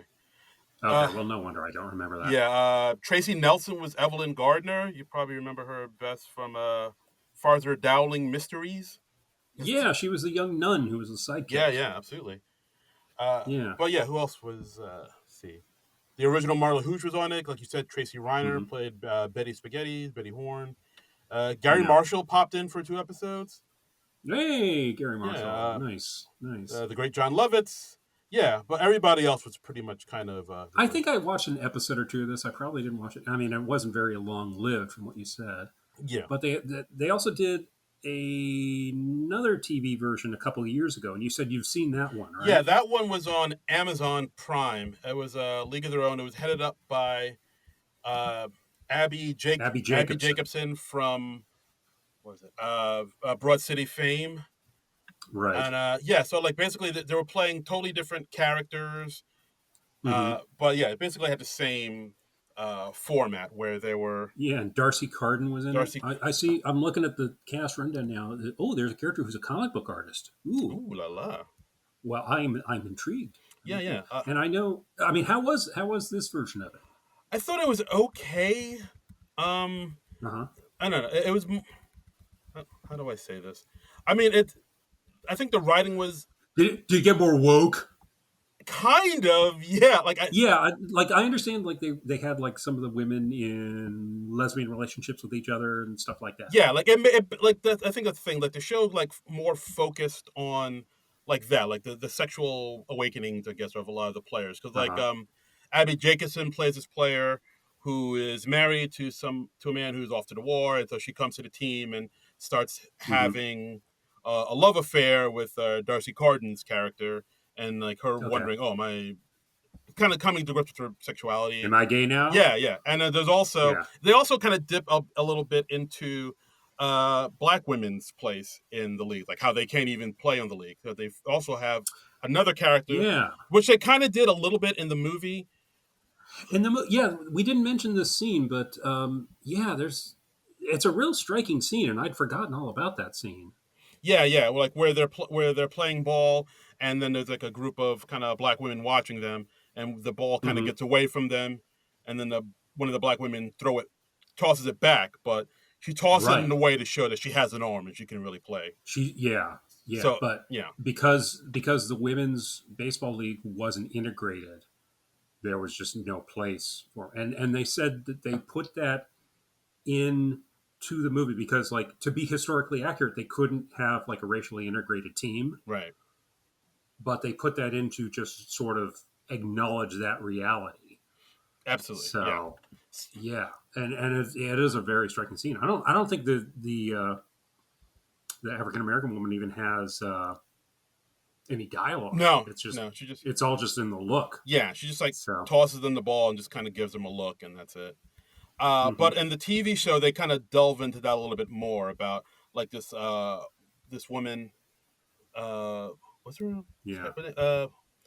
I just found a quote. It says in a 2017 interview with BuzzFeed, the movie's co-screenwriter Lowell Gantz said, "It did bother us that in order to be historically accurate, we could not have a diverse cast. We came upon that scene as a way to make the point. A lot of people have commented over the years, and I'm very glad we included it in the film." Yeah, no, it's a good nod at that. Yeah. So this actress Shantae Adams plays this player who is really loves baseball, really good at baseball, but she's also a black woman, so she can't even play in the league. And she's also a closeted gay woman. So it's like it kind of wow. Yeah, there's a It's a There's a lot. lot of gay women on this show. I mean, and I think Well, and honestly, that makes it sense. does. That's true. Yeah, because I'm sure historically, yeah, they're just statistically there had to be some some gay women on the women's baseball teams. Yeah. So I So think, I mean, while I think the show was okay, it did like focus a lot more on that than like the right, baseball aspect of it, of like, what's it mean to be a gay woman in the 40s and what you have to go through and all you have to deal with. yeah. So the emphasis was more on that, on those struggles, and Yeah, I think so. And the dialogue was like kind of okay, but not great. Like at one point, I don't know why this bothers me, but there's this one point where somebody uses the term problematic to describe something. oh yeah, see that's not really of the period. It's really not, is it?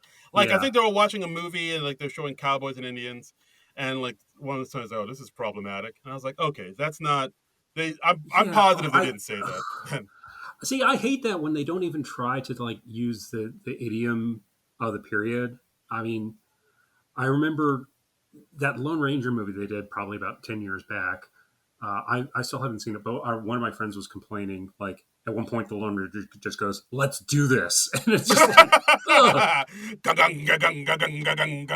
Like I remember that movie they did, the Being Ricardos movie that I hated so much with Nicole Kidman and Javier Bardem Right. as Lucy and Ricky. At one point, like Lucy goes, "Don't gaslight me," and I'm just like, Oh nobody was no. using gaslight like that back then. That's like just came around in the last decade Yeah. So yeah, in common usage anyway. I mean, yeah. So but that sucks. But yeah, like the dialogue was like yeah, so. I mean, I wasn't wild about it. A lot of it kind of played out a little bit more like fanfic than I'd like. But like uh, overall, I thought it was okay. I guess Rosie O'Donnell makes an appearance in it.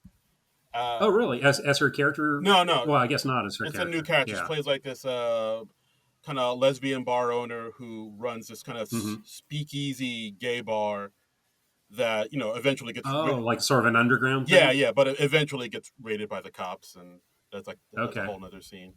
Uh, Oh, okay, that's interesting. So a little neat little tidbit in the documentary I watched. Rosie O'Donnell, she said that she learned from one of the real women's league players how to throw two baseballs at the same time, ooh, that's cool. and like they showed her the trick, and she says, "Oh yeah, I still do that at my son's little league games to to impress people." Oh, that's neat. So yeah, I was like, "Oh, that's a neat little tidbit." Yeah, yeah. So I mean, overall, I thought the show was okay, but not great. The show was only eight Hmm. episodes. Came out in August 2022. It was renewed for 2023, but only for 4 episodes, and for that those 4 episodes would be the final season. Okay. So Abby Jacobson was like, "What? That's not great." Yeah. And then the WGA writer strike happened, and Oh. Amazon said because of that strike, they scrapped the entire second season entirely. So yeah, the show got canceled. Yeah. Uh, Yeah. That's too bad. yeah, That's too like bad. So. Abby Jake. You can see it online. Like Abby Jacobson was Hmm. none too pleased about it. The show had a very strong, had a strong fan base in the LGBTQ community. So Hmm. that's a bummer for them. So yeah, I don't know. Well, maybe, hopefully, maybe something will Yeah. take its place or something. Well, yeah. I mean, it reminds me a little of what happened to Glow after the last season, the third season that Gina Davis was in, was because um, they were going to have a fourth season, but then COVID happened, and there Mm, was just no way they could shoot that show shit. under COVID restrictions because it's a show about women wrestlers, Yeah, so there's gonna be. you're required to have like close contact Yeah, and all that, and there was no way to do that in a safe you, way, and yeah, you so can't do distance wrestling. yeah, You know, yeah, exactly. You can't. I mean, it's like, oh, it's the 1980s, but we're all wearing face masks. Yeah, yeah. So that's too bad because that was a good show that I was enjoying, and they had at least another season in them, and now of course I'm sure all the actors' options have expired, so yeah, but yeah, it'd be way too tough to get everybody together. yeah, but I mean, you could go watch the season that's out now. I think it's on Freevee and Amazon. And, see what you think. Hmm. Nick Offerman pops up for a little bit as the Jimmy Dugan character. Oh well, Well, there you go. Yeah, Hey, awesome. he's always good stuff. Yeah, I enjoyed the Nick Offerman. Mhm. So So yeah, and that's it. A League of Their Own still holds up. Still damn fine movie. still good Still stuff. still good Still stuff. good stuff. Good I stuff. enjoyed it. I enjoyed it back in the day. I enjoyed it now watching it this morning. Hmm. So Absolutely. And that's our episode, guys. Thanks again for listening to the podcast as always. You can follow mhm. us on Twitter because we refuse to call it X at SNL Nerds Show. And you can follow me on all the socials at Darren Credible. That's DARIN Credible. And you can follow me on all the socials at Trumbull Comic, TRUMBULL, and the word comic. You know, I'm on the Twitter. I'm on the Instagram. I signed up for Ko-fi this week. The fuck is that? Uh, Ko-Fi? that's like a thing where it's like folks can support you if you're like the contact you're generating, and they can like throw you a tip. I don't know if it's pronounced Ko-fi or Kofi. It's like they tip you enough so you could buy a cup of coffee. Uh, I think that's the idea behind it. all right. This So is anyway, I'm on there. Yeah. it's a So new one on me, but okay. it's a new one on me. I don't. Yeah, nobody's tossed me any money yet, but I was like, what the hell? I'll give this a try. Wowee. All right. And yeah, so and hey, we're on YouTube. Yes, We're on, please. we're on the YouTubes now. Yeah, you can find us. Just search for SNL Nerds Podcast under Non-Productive, and yeah, you can and check out our 300th episode with Mike Diva. We're really proud of that Yeah, interview. that one was a banger. And, Go listen, guys. It's worth your yeah, time for sure. yeah, it's you learn all sorts of fascinating stuff about the production of Saturday Night Live. Oh. He's the film unit director, or one of the film unit directors for SNL, and we had a blast talking to him. Yeah, it was a good one for like Yeah, top 10. top 10, yes, 100%. Absolutely. So, hey, what do we do? What are we doing next week, Darren? Well, I mean, it's going to be like one of the first episodes of September. Yeah, Labor Day. Labor Day. Summer's leaving. The school year is starting, so we got to go Right. back to school, baby. So Back to school, Rodney Dangerfield. no, Yes. no, we're not. I'm with what? No, What? no, No. no. Oh. We're going to be doing Oh. admission. Admission. I remember Admission. Yeah, we're doing that. I remember that there is a movie called Admission. I've never seen it. It's Tina Fey and Paul Rudd. Yeah, Tina Fey, Paul Rudd, Lily Tomlin's in it. We got. Oh, nice. Yeah, so like Tina Fey like works for a college. Paul Rudd, I think, is a parent. He's trying to get his kid in the college. Yeah. They Yeah. there's some sort of romance. Yeah. That's about all I know. L'Amour. Yeah. Got Dan Levy in here. We got Wallace Shaw, the great Wallace Shaw. Oh, okay, cool. We got the great Lily Tomlin up in this motherfucker. Nice.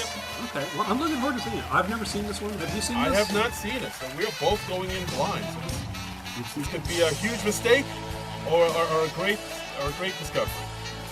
Yeah. I mean, I enjoy both Tina Fey and Paul Rudd a lot, so I'm sure I'll at the very least enjoy that. Absolutely. So I'm very curious what this movie's going to be like. But join us next week. We'll all find out together. But until then, nerds out. This has been a non-productive media presentation. Executive producer Frank Hablawi. This program and many others like it on the Non-Productive Network is distributed under a Creative Commons Attribution Non-Commercial No Derivatives license. Please share it, but ask before trying to change it or sell it. For more information, visit non-productive.com.